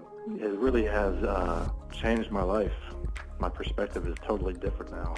I'm more calm. I'm more peaceful. When you talk about forgiving your mother and letting go of that hate, and it just transforms you. So I just want to thank you for that, and let you know that you really are doing God's work by waking people up with this message. Amazing, Aaron. Thank you, man. I appreciate that. Sure. I can hear the angels in heaven singing right now. They're rejoicing. That's amazing. Stay with the silent prayer. Speak up, don't resent, and doubt every thought. And Aaron, you have not seen anything. Anything.